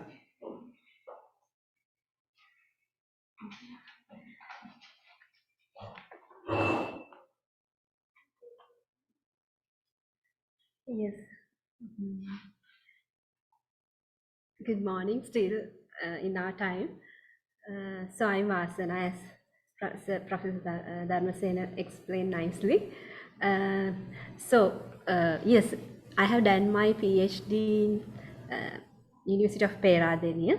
So because it's based on my family commitments, though I got 2 PhD opportunities from USA and Australia, but due to my family commitments, I had to take a decision now I'm going to do my PhD at PGIS because I'm a chemistry special graduate who have secured a first class average GPA, and then after that, though I have to leave that two opportunities, sometimes life is like that.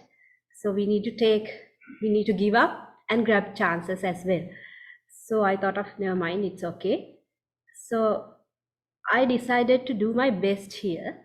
So after completing my PhD, I was capable enough to publish 10 publications, all as first author, and most of 3 as prestigious nature publications as well. So if you committed well, you can score still greater in here, even Sri Lanka as well. So that's my main message to you. So when I doing my PhD, so I want to go for a conference publications. So the main problem I had was I don't have any funds to go abroad. So what I did was I just searched, because from my supervisor I heard there are some kind of travel grants to publish my work at conferences. So in that case I searched travel grants.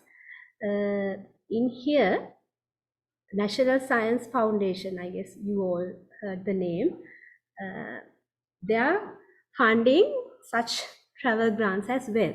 So what I did was, because I had then they have given their instructions. They have said that for the postgraduate students, they are going to give their travel grants. So in that case, I just go through that website and follow the instructions to the point. That means I didn't miss any point, so that they have to pinpoint, okay, you cannot apply this because you have this weak point. So I just go through the website by point, then develop the documents which they asked me to provide.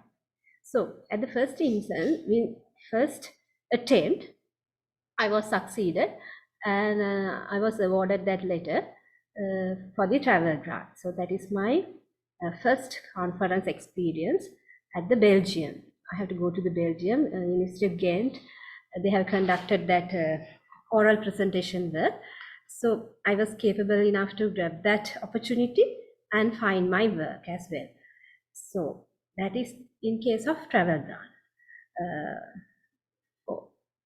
As the other resource persons mentioned, I want to highlight, my dear students, and you have to have a good CV. In my case, so first you have to highlight your education qualifications, and you have to give like that. Then one chat I have shown just give you an idea about how to be a good template. And awards, if you get a kind of awards and fellowships, you can highlight in that sections, and your professional experience. While you're doing your career, while you're build up your career, you just develop your career with achievements. And also I can advise you, there are nice templates. If you search from the web, you can find how to build up your good CV for the academic, that means undergraduate, for postgraduate students. What are the highlighting points you have to have your CV likewise. So what I have done was, first I built my CV, because I had also good my publication career as well. Nature publications and all the things have supported me to apply for the next fellowship application.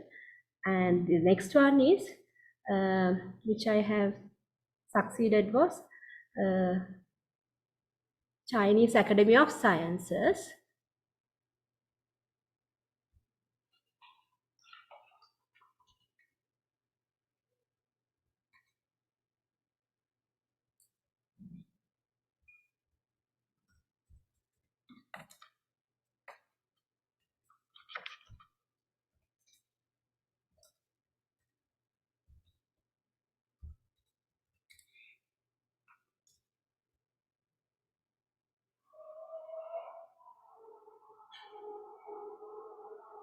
So wait for a moment. I just want to show you that side.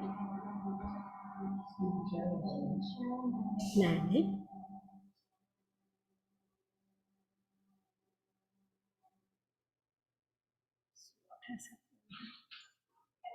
Yes. Not sure.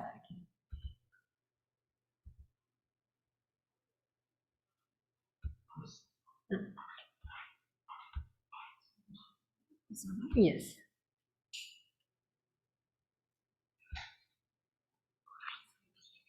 Yes. So, can you see my screen now? Yes, can see. Okay. Okay. So I want to tell this because this is Chinese Academy of Sciences is for the 10 consecutive years. That is the I hope maybe some of you don't heard that nature index ranking. So by going through the nature index ranking, they have ranked the world top research institutes because Chinese Academy of Sciences, they have ranked for 10 consecutive years as world #1 research institute. So that's very competitive to have that kind of fellowships from them, unless you have your good CV and your all the base, I would say your research publications is the key point here. So as if you have determined your career, first what you have to do is you have to have your identify your goal, your determine the path that you need to go and do the best you can. Because in my case, I got 10 publications as the first author. So that's the key point they have considered. And also the special that the nature publication as well. So they have very happy to allow that training fellowship by going through my CV based on my publications, as well as I got some awards as well. So based on that, I have applied. That's a competitive training fellowship.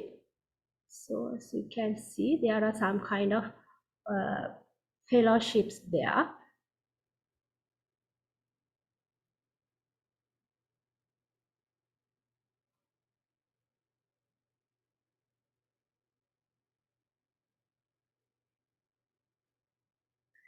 So they have they are going to offer several kind of fellowships based on your level, undergraduate, postgraduate, and postdoc as well. And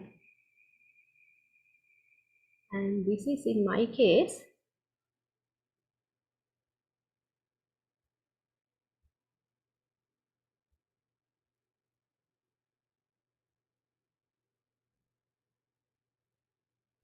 So as you can see here, this is President's International Fellowship Initiatives. They have offered here, you can see, for each and every category, there are some opportunities. So you have to go by this portal and check whether you have, because if you are going to apply for master's students, PhD students, unfortunately now they have stopped for these 3-4 categories for a certain extent. I'm sure they will allow after 6 or 7 months they are going to because I think now China has opened the borders, and now you're having no problem to apply these cases. And which I want to tell you is, so you have to see what they are offering. So each and every category they have described what they are going to offer. And here you can find, in this case, find your host. So they have given the host here.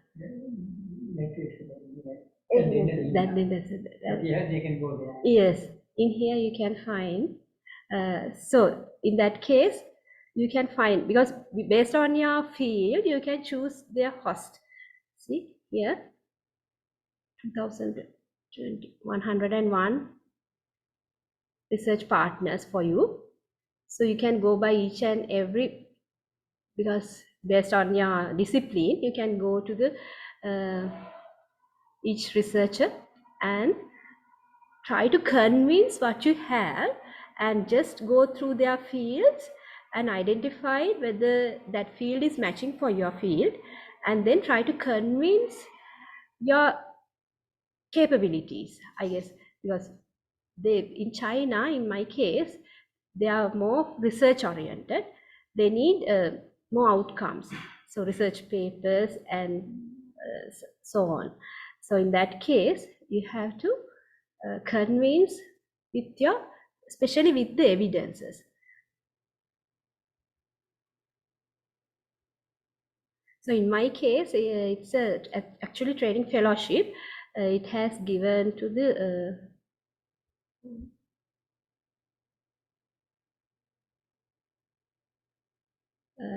my research was based on water research. Yes. So, so what I want to tell is, you have to be sure what you have to do. First, identify your career path, and then you have to prepare your CV well, and then you have to, in my case, I have wrote directly to them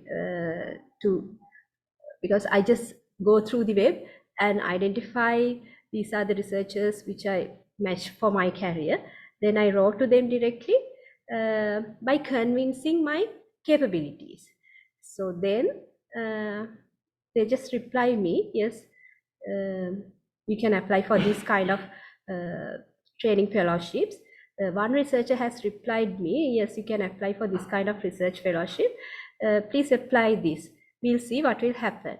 So in that case, I just apply for that training fellowship out of 100, and because in that case there are 200 participants in 2018. From Sri Lanka, 3 were selected. One from University of Peradeniya, that's me, and one from Water Board, and one from Mahavali, that's an engineer. So based on, likewise, you can search the opportunities and you want to convince what you have. So that's the thing I just wanted. Yes, that's the thing I want to share with you.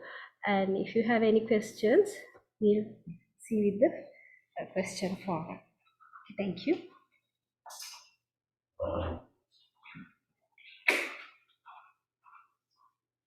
Thank you, Vasana. I'm really happy to see her publication record. You must have obtained courage that you can publish in the high-end journals where the impact factor is of nature reports. Yeah, yeah. Okay. So it's the highest impact factor journal, but you publish as reports. Impact factor, can you remember the 14 or 14 or I can't remember. Whatever it is, it's the. All right. Okay. All right. But it's a very good publication record. I mean, that has opened up the opportunities for her. So last presenter is going to be Miss ABP Bandara from my own department, Agricultural Engineering. And as I can remember, I have written more than 100 recommendations for her. And one day I received a call that I am on the way to the airport. She secured a position in Japan. So we'll see how she struggled and found this opportunity. It's over to you.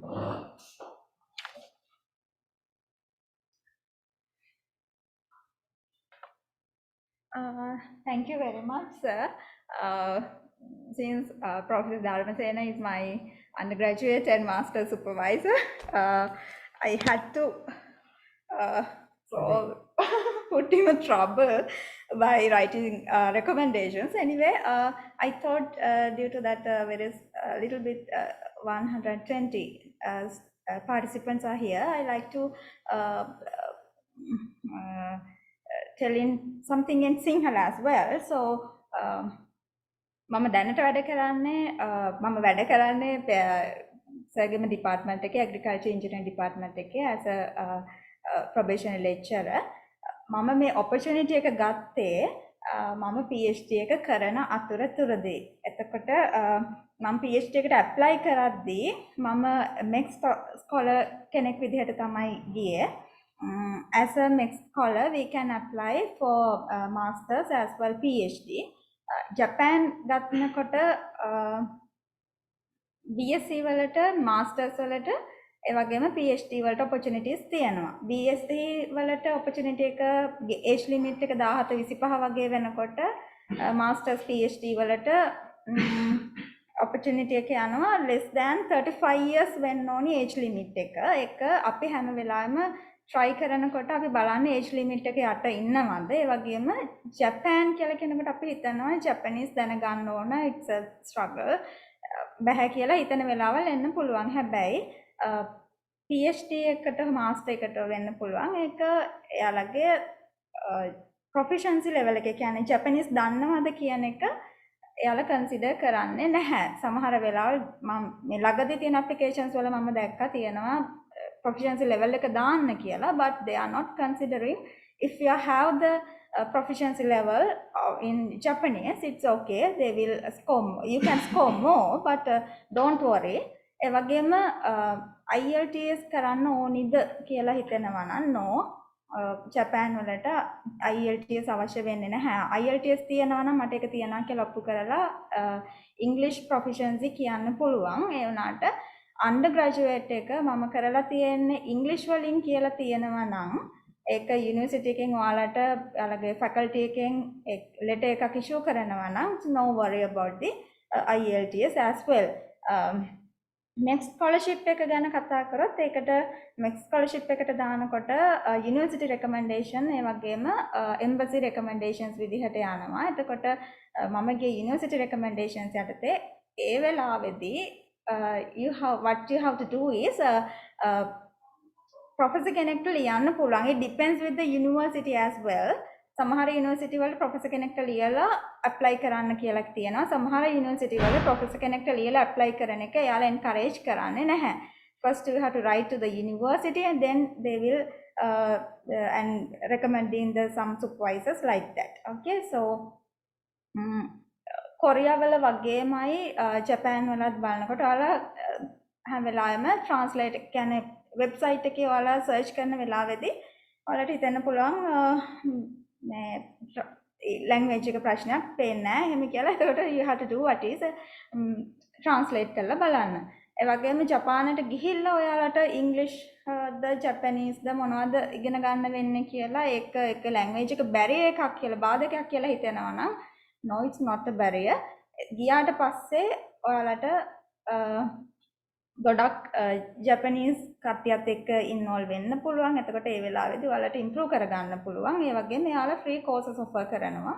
Master students ලට වගේම PhD students ලටත් ඔයාලට ප්‍රොෆිෂන්සි levels වලට යනකම්ම ඔයාලට Japanese ඉගෙන ගන්න පුළුවන්. ඒ වගේම ජපාන් පැත්තෙන් මේ විදිහට කියද්දී කිව්වා මම ගොඩාක් රෙකමෙන්ඩේෂන්ස් ලෙටර්ස් ලිව්වා යුනිවර්සිටි වලට ඇප්ලයි කරා. ඒ වෙලාවේදී as a student මම මෙහි යුනිවර්සිටි එකේ ටෙම්පරරි ස්ටාෆ් හිටියේ. ඒ වගේම රජරට යුනිවර්සිටි එකේ ටෙම්පරරි ස්ටාෆ් එකේ ඉන්න අවස්ථාවලදී තමයි ලෙටර්ස් ලිව්වේ සර්ලට. එතකොට අපි එකක් දෙකක් තුනක් ලියලා යනකොට සමහර වෙලාවට they are not replying. Okay, so අපි එතකොට අපි හිතනවා නම් ඇයි මෙයාලට reply කරන්නේ නැත්තේ? But we have to think that they are very busy people. So maybe sometimes they are checking the email, sometimes may not. Sometimes they check and අපේ qualifications එයාලට relate වෙන්නේ නැත්නම් අපිව ගැලපෙන්නේ නැහැ කියලා හිතනවා නම් reply නොකරනවා වෙන්න පුළුවන්. So don't give up. The thing that I want to say is don't give up because මම apply කරන වෙලාවල් වලදී ගොඩක් වෙලාවට reply emails එනවා.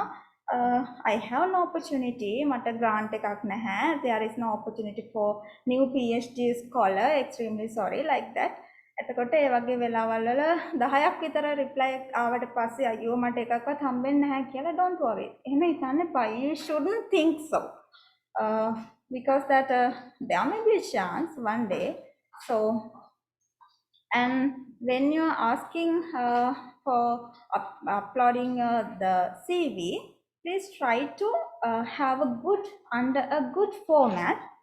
CV එකක් දැන් ඔයාලා මම දැක්ක ගොඩක් අය දාලා තියෙනවා chat එකේදී මොකද්ද format එකක් පෙන්වන්න පුළුවන්ද කොහොමද කියලා.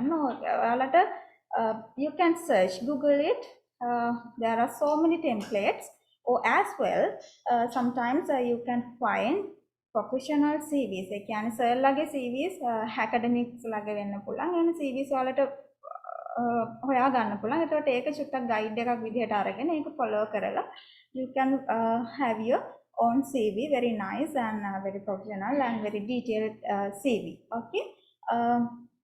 When it comes to when I go to the Japan, Japan වලට යනකොට සමහර වෙලාවට අපි කියනවා according to your GPA, not the first class honors. Okay, so second uppers, second lowers as well, they are going to Japan. So when you are selecting the universities, you have to read all the guides.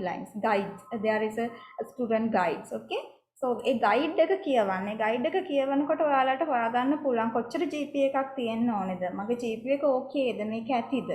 ඒ විදිහට බලලා ඔයාලට you can apply before applying. Otherwise, if you are having a GPA like 3.1 but they are asking for about 3.3, there is no point of applying for that. Okay, so try to stick on those things as well. Again, Japan wala direct PhD, they are not offering direct PhD.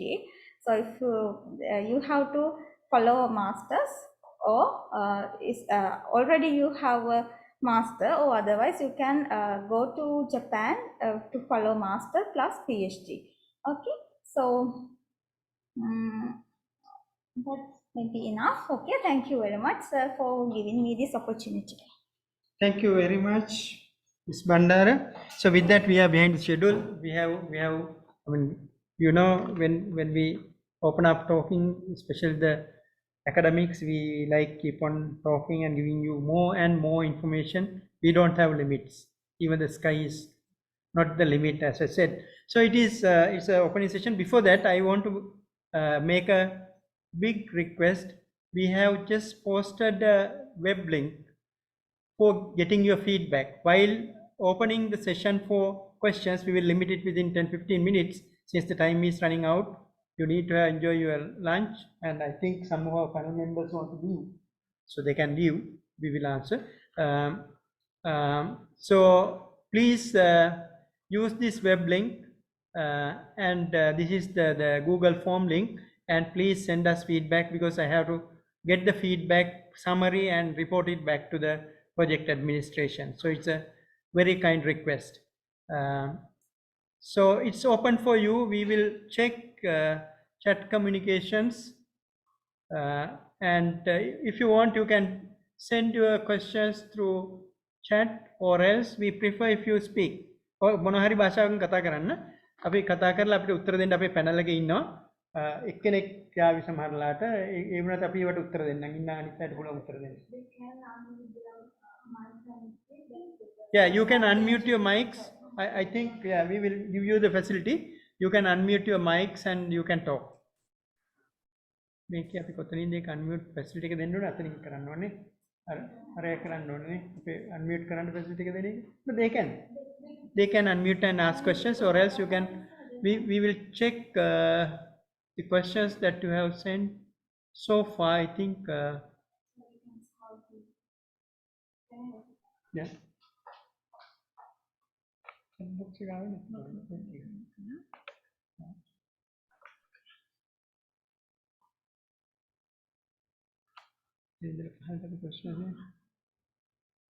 there any opportunity? Yeah, you have asked. I mean, at the beginning, I don't know the person. Udavatta and Udavatta hala තියෙනවා European opportunities. අපි දැම්ම website එක මම දාපු එකෙත් මේ information එක අපි දාන්න හදන්නේ career guidance unit එකේ website එකේ මේ video එකම you can watch it again and again. It will be there in our, we have a YouTube channel as well as the Facebook link, so it will be published. You can check. There are many opportunities in the European countries as well. And right now, of course, if you want to find up the දැන් ඕන රස්සාව යන්න Ireland එකේ තියෙනවා opening එකක් skill migration කියලා. බලන්න දැන් තියෙන එක open skills තියෙන අයට යන්න පුළුවන් එක එක වැඩ කරන්න. ඊගාවට මේක දිගේ පහළට මම කොහොමද යන්නේ නිකන් කීයකින්? ඔව්. Are there any opportunities in agricultural students? I think right at the moment we have out of the panelists, 4 were agriculture based. Unlimited, yeah, because you can fit into any hall.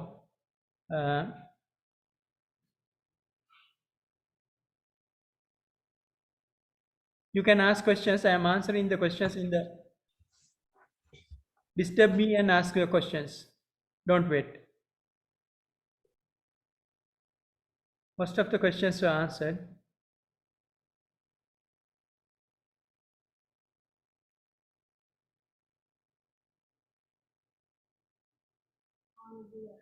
මේ අවුරුද්දේ graduate වෙන අය බලන්න ඔයාලා graduate වෙනවා නම් ඊට පස්සේ පෝස්ට් ග්‍රැජුවේට් opportunities හුඟක් වෙලාට harvest කරන්න තියෙනවා. I think we have already given lot of information. You can find many more opportunities as well.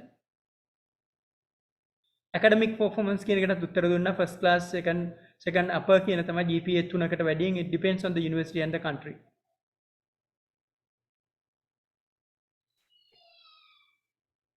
මම හිතන්නේ හුඟක් ප්‍රශ්න වලට අපි මේ වෙනකොට උත්තර දීලා තියෙනවා. post graduate opportunities කියන අහලා තියෙනවා. අපි ගොඩාක් post graduate opportunities වලට තමයි concentrate කරේ. masters degrees තියෙනවා, masters and PhD ඕන තරම්.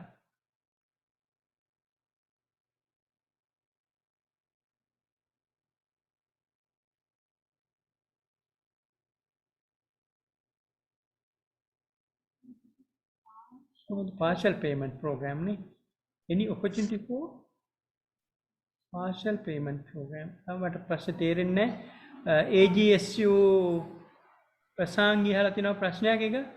partial payment programs මොකක් හරි question එකක්. ඒක තේරෙන්නේ unmute කරලා ඉන්නවා නම් අහන්න.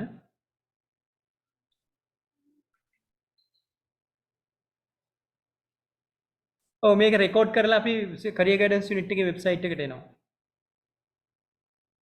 එතකොට ආයෙ බලන්න පුළුවන්. බලපු නැති කෙනෙකුටත් ඒ අවස්ථාව හම්බ වෙනවා. 2 new messages.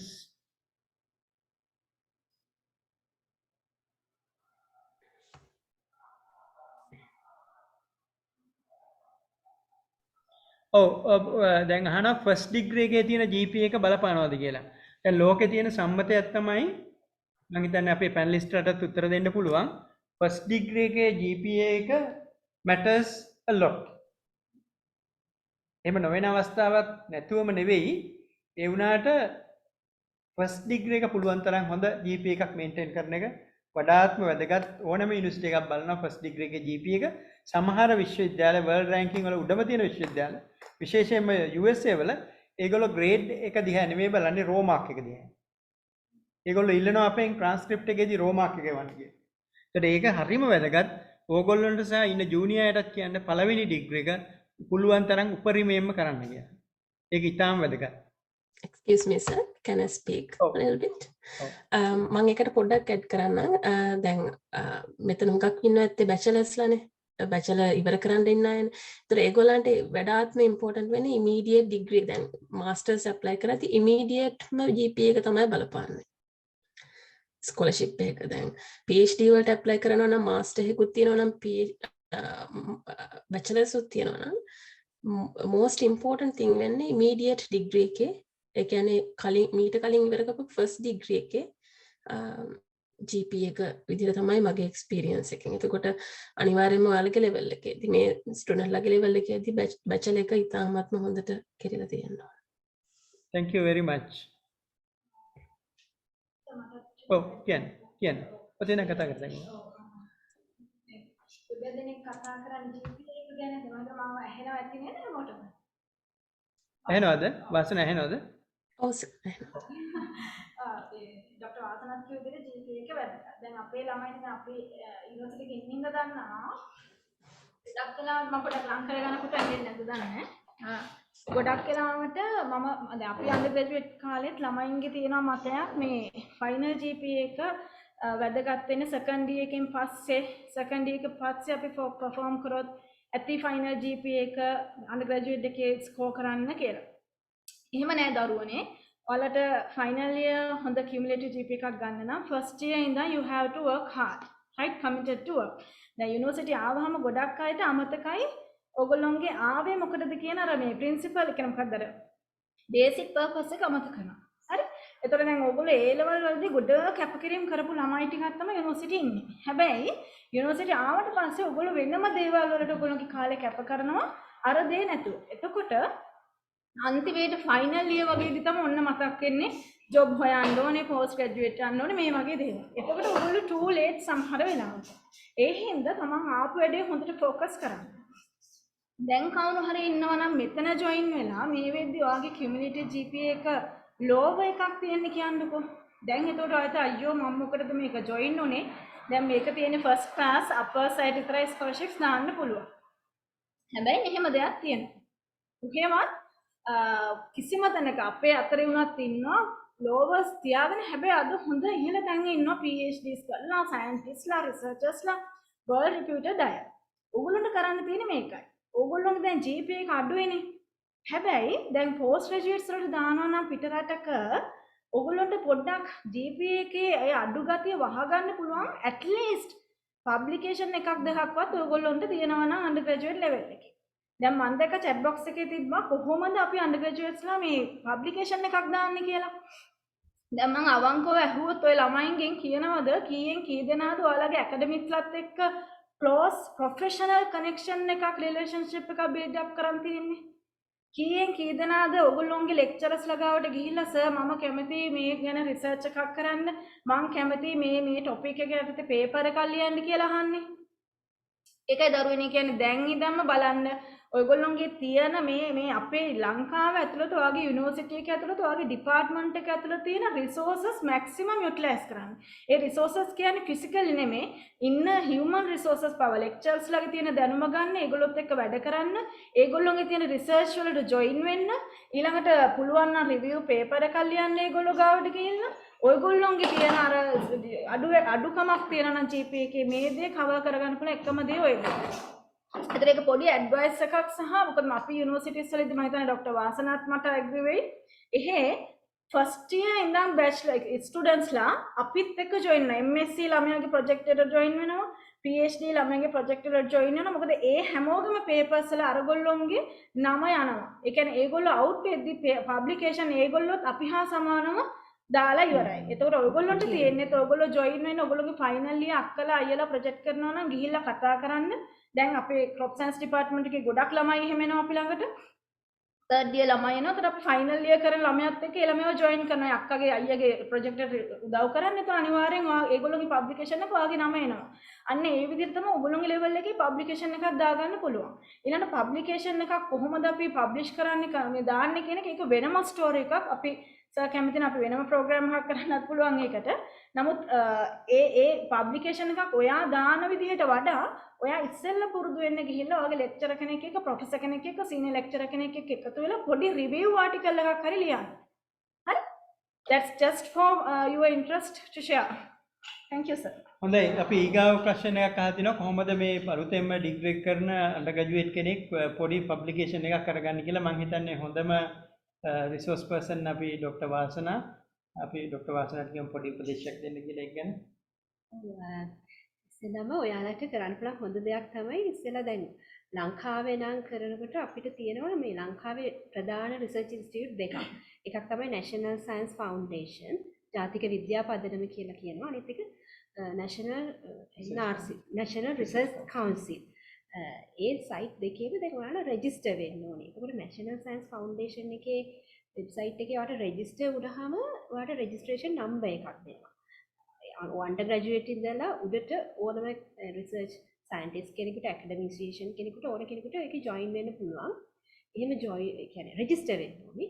රෙජිස්ටර් වුණාම ඒගොල්ලෝ ඔය තියෙන national conferences international conferences web link එවනවා. මෙන්න මේ conference එක මේකේ තියෙනවා කියලා email වලට ඔයාලට එනවා. එතකොට ඒ conferences වල විස්තර බලලා ඔයාලට පුළුවන් ඔයාලගේ undergraduate symposium ඒ කියන්නේ ගොඩක් වෙලාවට undergraduate ගොඩක් වෙලාවට NSF එකෙන් එහෙම එවන web link වලින් ඒගොල්ලෝ post කරනවා ඔය university wise ඒගොල්ලෝ organize කරන international symposium national symposium දැන් මේ දවස්වල නම් ගොඩක්ම තියෙන්නේ international hybrid mode එකේනේ. එතකොට ඒ links එවනවා. එතකොට ඔයාලට තේරෙන්නේ ඒකේ ගිහිල්ලා guide එක කියවලා ඒකට අනුව ඒ කියන්නේ මේ දවස්වල තියෙන්නේ ගොඩක් multi disciplinary. ඒකට ගොඩක් වෙලාවට ඔයාලගේ කරන ඕනම research field එකකින් ඔයාලට ඒ අදාළ site එකක් බලලා conference paper එකක් ලියන්න පුළුවන්. හැබැයි ඔයාලා ඒ guide එක හරියට follow කරන්න ඕනේ. හොඳම දේ ඔය ප්‍රධාන මං කියවනේ යන site දෙකක් National Science Foundation NRC ඒ දෙකේ ඔයාලා register වෙන්න. ඒ කියන්නේ NSF එකේ register වුණාම ඔයාලට මේ STIMS කියලා number registration number එකක් එවනවා. ඒකට ඒ number එකත් ඔයාලගේ මේ දැන් ඔය travel grant වලට apply කරන්න මට කලින් එකක් කියන්න අමතක වුණා. ඒ site එකේ register වෙලා තියෙන එක වැදගත්. එතකොට අපි මේ registration number එක හරහා තමයි ওই travel grant වලට වගේ ලියනකොට ඒවත් අහනවා අපි already registered කියලා. සහ මේ publication symposium විස්තර එනවා. ඕනම ඩිග්‍රී හෝල්ඩර් කෙනෙකුට පුළුවන්. yes. ඔව් ඕනම ඩිග්‍රී හෝල්ඩර් කෙනෙකුට පුළුවන් ලංකාවේ ඕනම ඩිග්‍රී හෝල්ඩර් කෙනෙකුට undergraduate student කෙනෙකුට පවා ඒ වෙබ්සයිට් එකේ register වෙන්න පුළුවන්.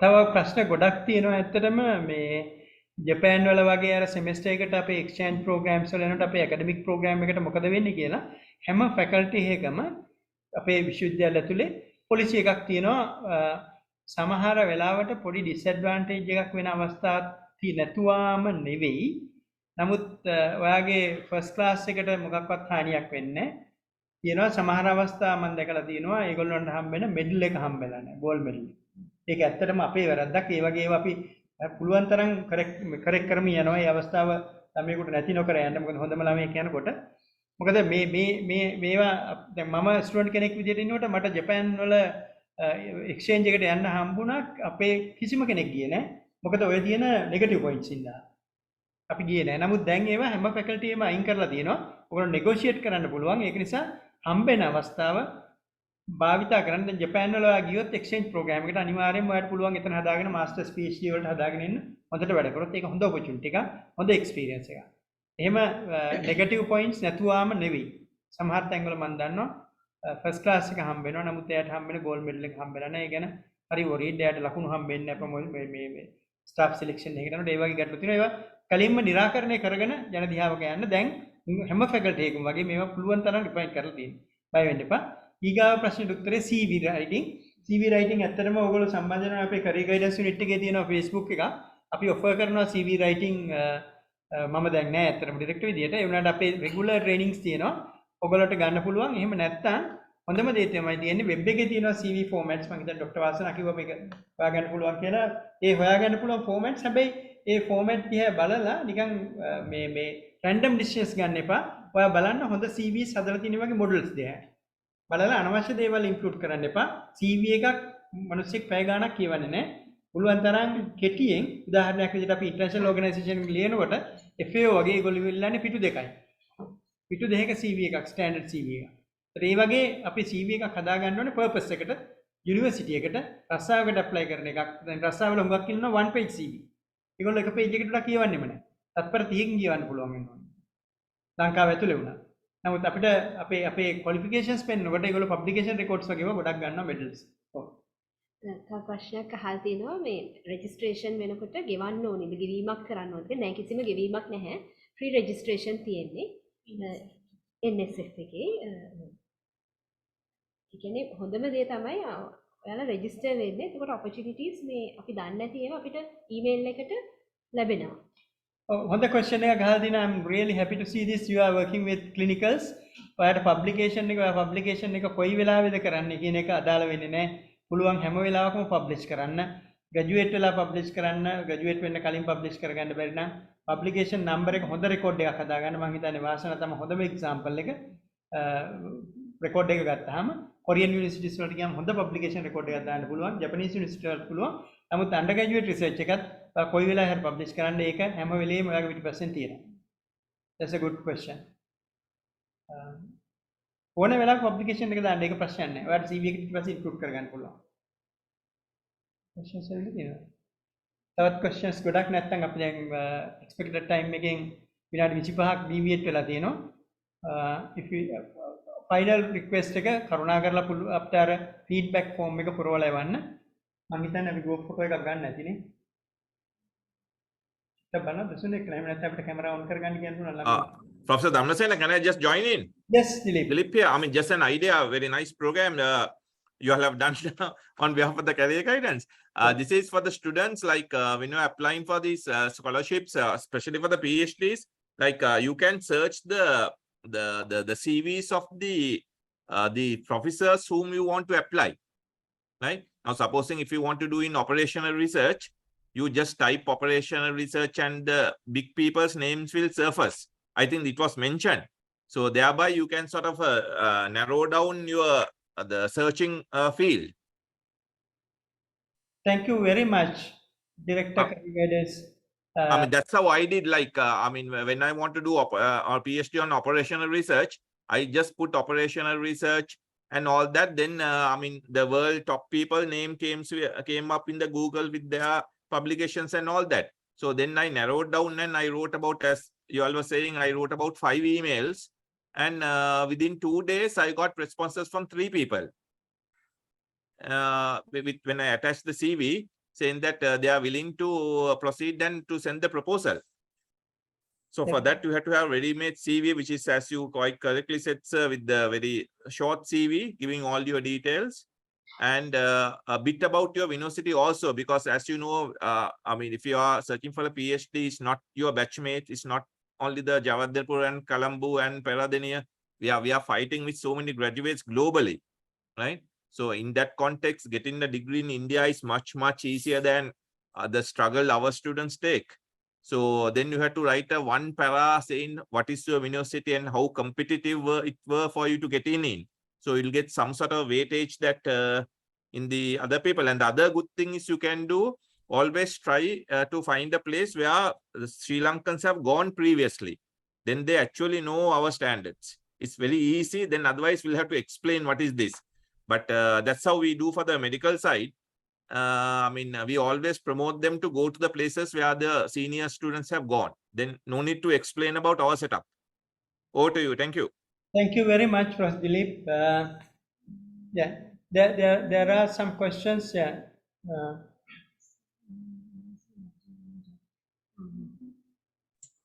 NSF එකට question එකක් අහනවා. ඔයාගේ year එක matter වෙනවද කියලා ඒක නෑ කියලා තමයි මැඩම් කියන්නේ. මට මතක නෑ මම ගොඩක් කාලයකට ගන්න register වුණේ මට number එකවත් මතක නෑ.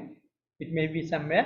But you just get registrations, and if you start publishing, once you publish one article, you will start receiving from various sources. I don't know how do they trace it. Yeah, you find hundreds. So you can publish. These days, I know that Jaffna University has called publications. They have called me, that's why I know. So you can search. There are many opportunities in the country, and if you can select, if your research publication is of very good standard, you can select this. How do you call them? Yeah, science journals with science citation index. You can publish in the conference, and after the conference, sometimes they pick papers and publish them directly in cited journals, or else you can submit directly to the journals with science citation index. If you publish your content in these journals, if you are contesting for academic position, you can earn 5 marks. If you publish your article only in a journal, referred journal, you will get only 3 marks.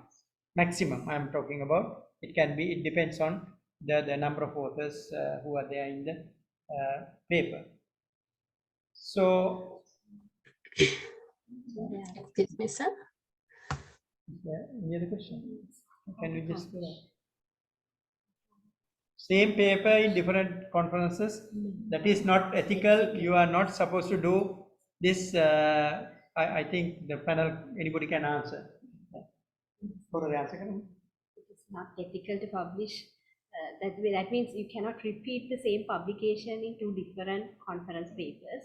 At least you should have some sort of methodology and results should have been varied. You cannot have the same title, no, and some sort of variations you should have. You cannot repeat it in the two publications. ඒක experience එකක් කියන්න මම මගේ එක publication එකක තිබුණු data ටිකක් තවත් අලුත් ඩේටාත් එක්කලා සම්බන්ධ කරලා වෙනස් ඇනලිසිස් එකක් එක්කලා අපි පබ්ලිෂ් කරන්න හදුවා NSF ජර්නල් එකේ. ඒගොල්ලෝ රිජෙක්ට් කරා. මම මේක පබ්ලිෂ් කරලා තියෙනවා කියන්නේ. ඒක ඇත්තටම අන්එතිකල් මේකක් තිබුණේ නැහැ. නමුත් එක ඩේටා කොටසක් අපි පබ්ලිෂ් කරලා තිබුණා. ඒක පාවිච්චි කරලා ඇනලයිස් කරලා තිබුණේ. නමුත් ඒගොල්ලෝ ඒ ලෙවල් එකට ගියා. මොකද they are very serious and I tried international journals. They also found part of the content is published. They said no. ඊට පස්සේ අපි ඒක සම්පූර්ණව රිවයිස් කරලා මෙතොලොජි එකත් රිවයිස් කරලා ආපහු පබ්ලිෂ් කරා කොරියන් ජර්නල් එකේ. ඒක අපි අන්එතිකල් කියලා නොවෙන්න හැදුවත් ඒගොල්ලෝ ඒක හරි සීරියස්ලි ගන්නවා. කියන්නේ ගොඩක් වෙලාවට අපි රිසර්චර් කෙනෙක් හෝ ඇකඩමික් කෙනෙක් විතර රිසර්ච් එතික්ස් කියනවා ගොඩක් විදිහට අපි කන්සර්න් වෙන්න ඕනේ. ගැන නැත්නම් ඒක නැති වුණොත් අර අපේ රිපිටිෂන් එකට එච්චර හරියන්නේ නැහැ.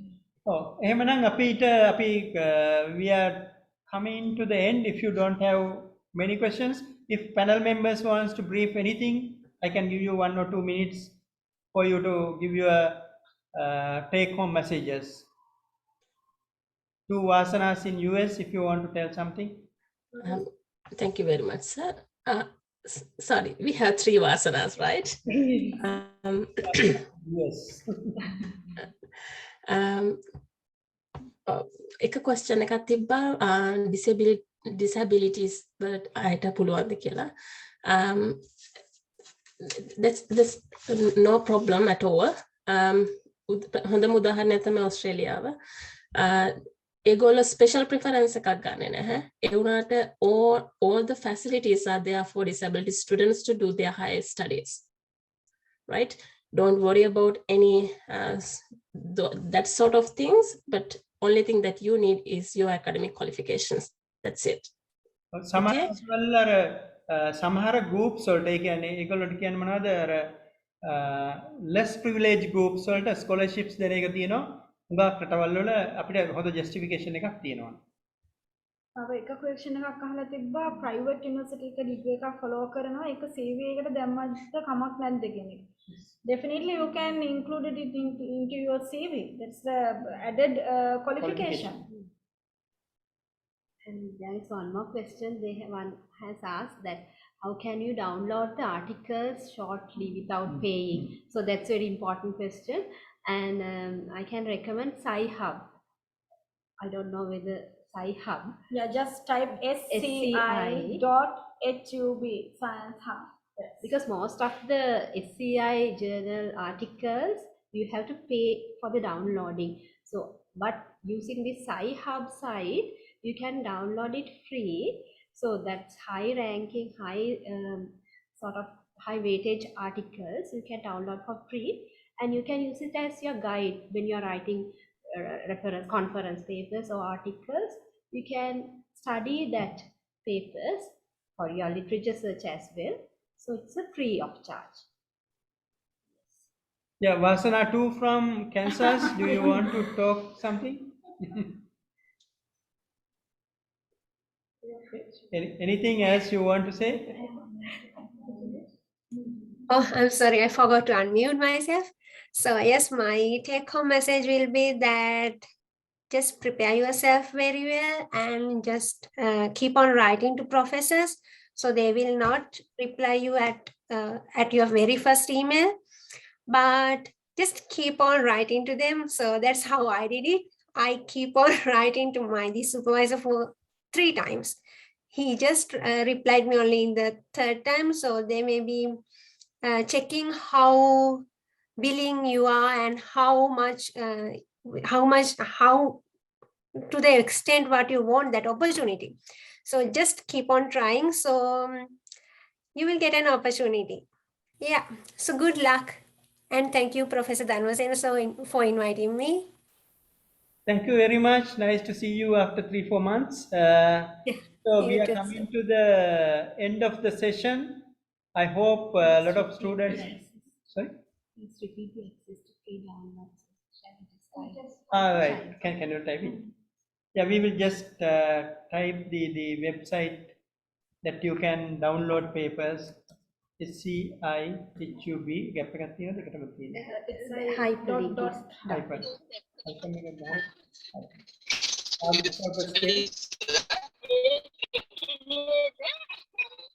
This is the site that you can use for downloading journal articles. So it is the time for us to deliver what I would like to invite Mr.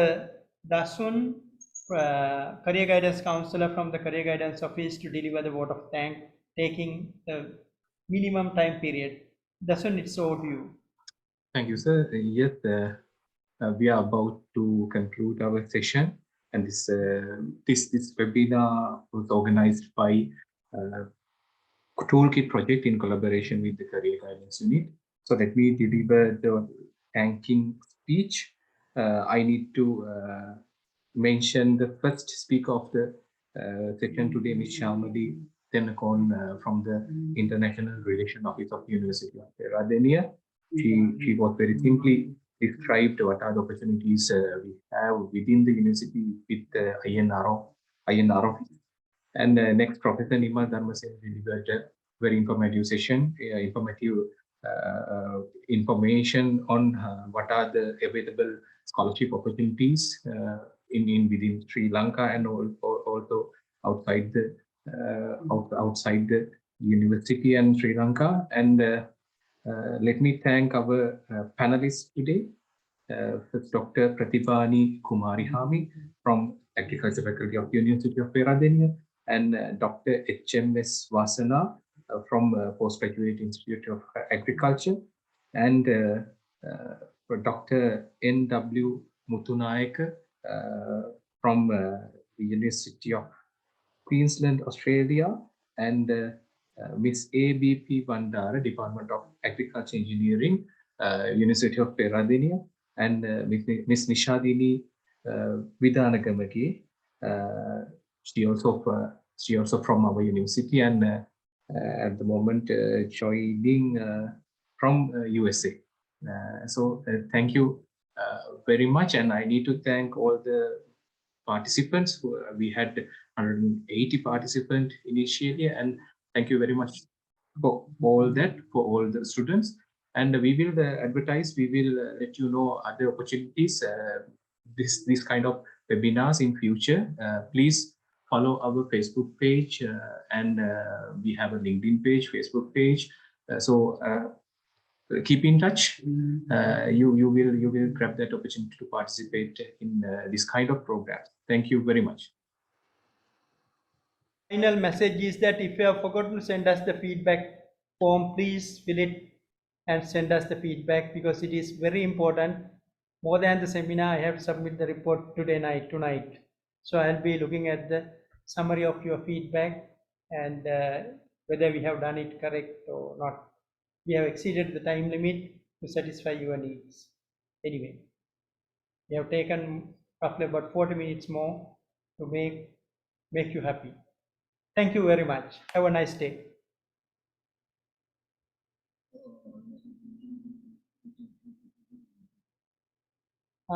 දසුන් පුළුවන් ද group photo එකක් ගන්න අපේ? පුළුවන් සර්, කැමරාස් on කරනවා නම් අපිට පුළුවන්. Those who are still there, can you just switch on your cameras? Students and our panel members, everybody.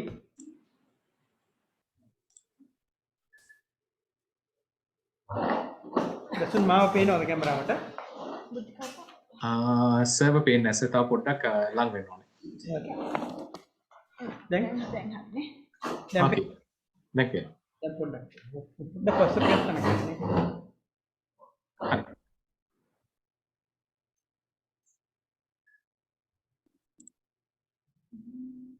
Okay, thank you. Thank you very much. Thank you. Please, Wish you all the very once again, please send us the feedback.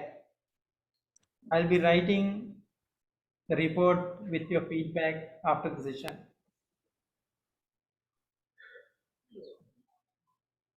මිනි හරි අමාරු feedback ගන්න.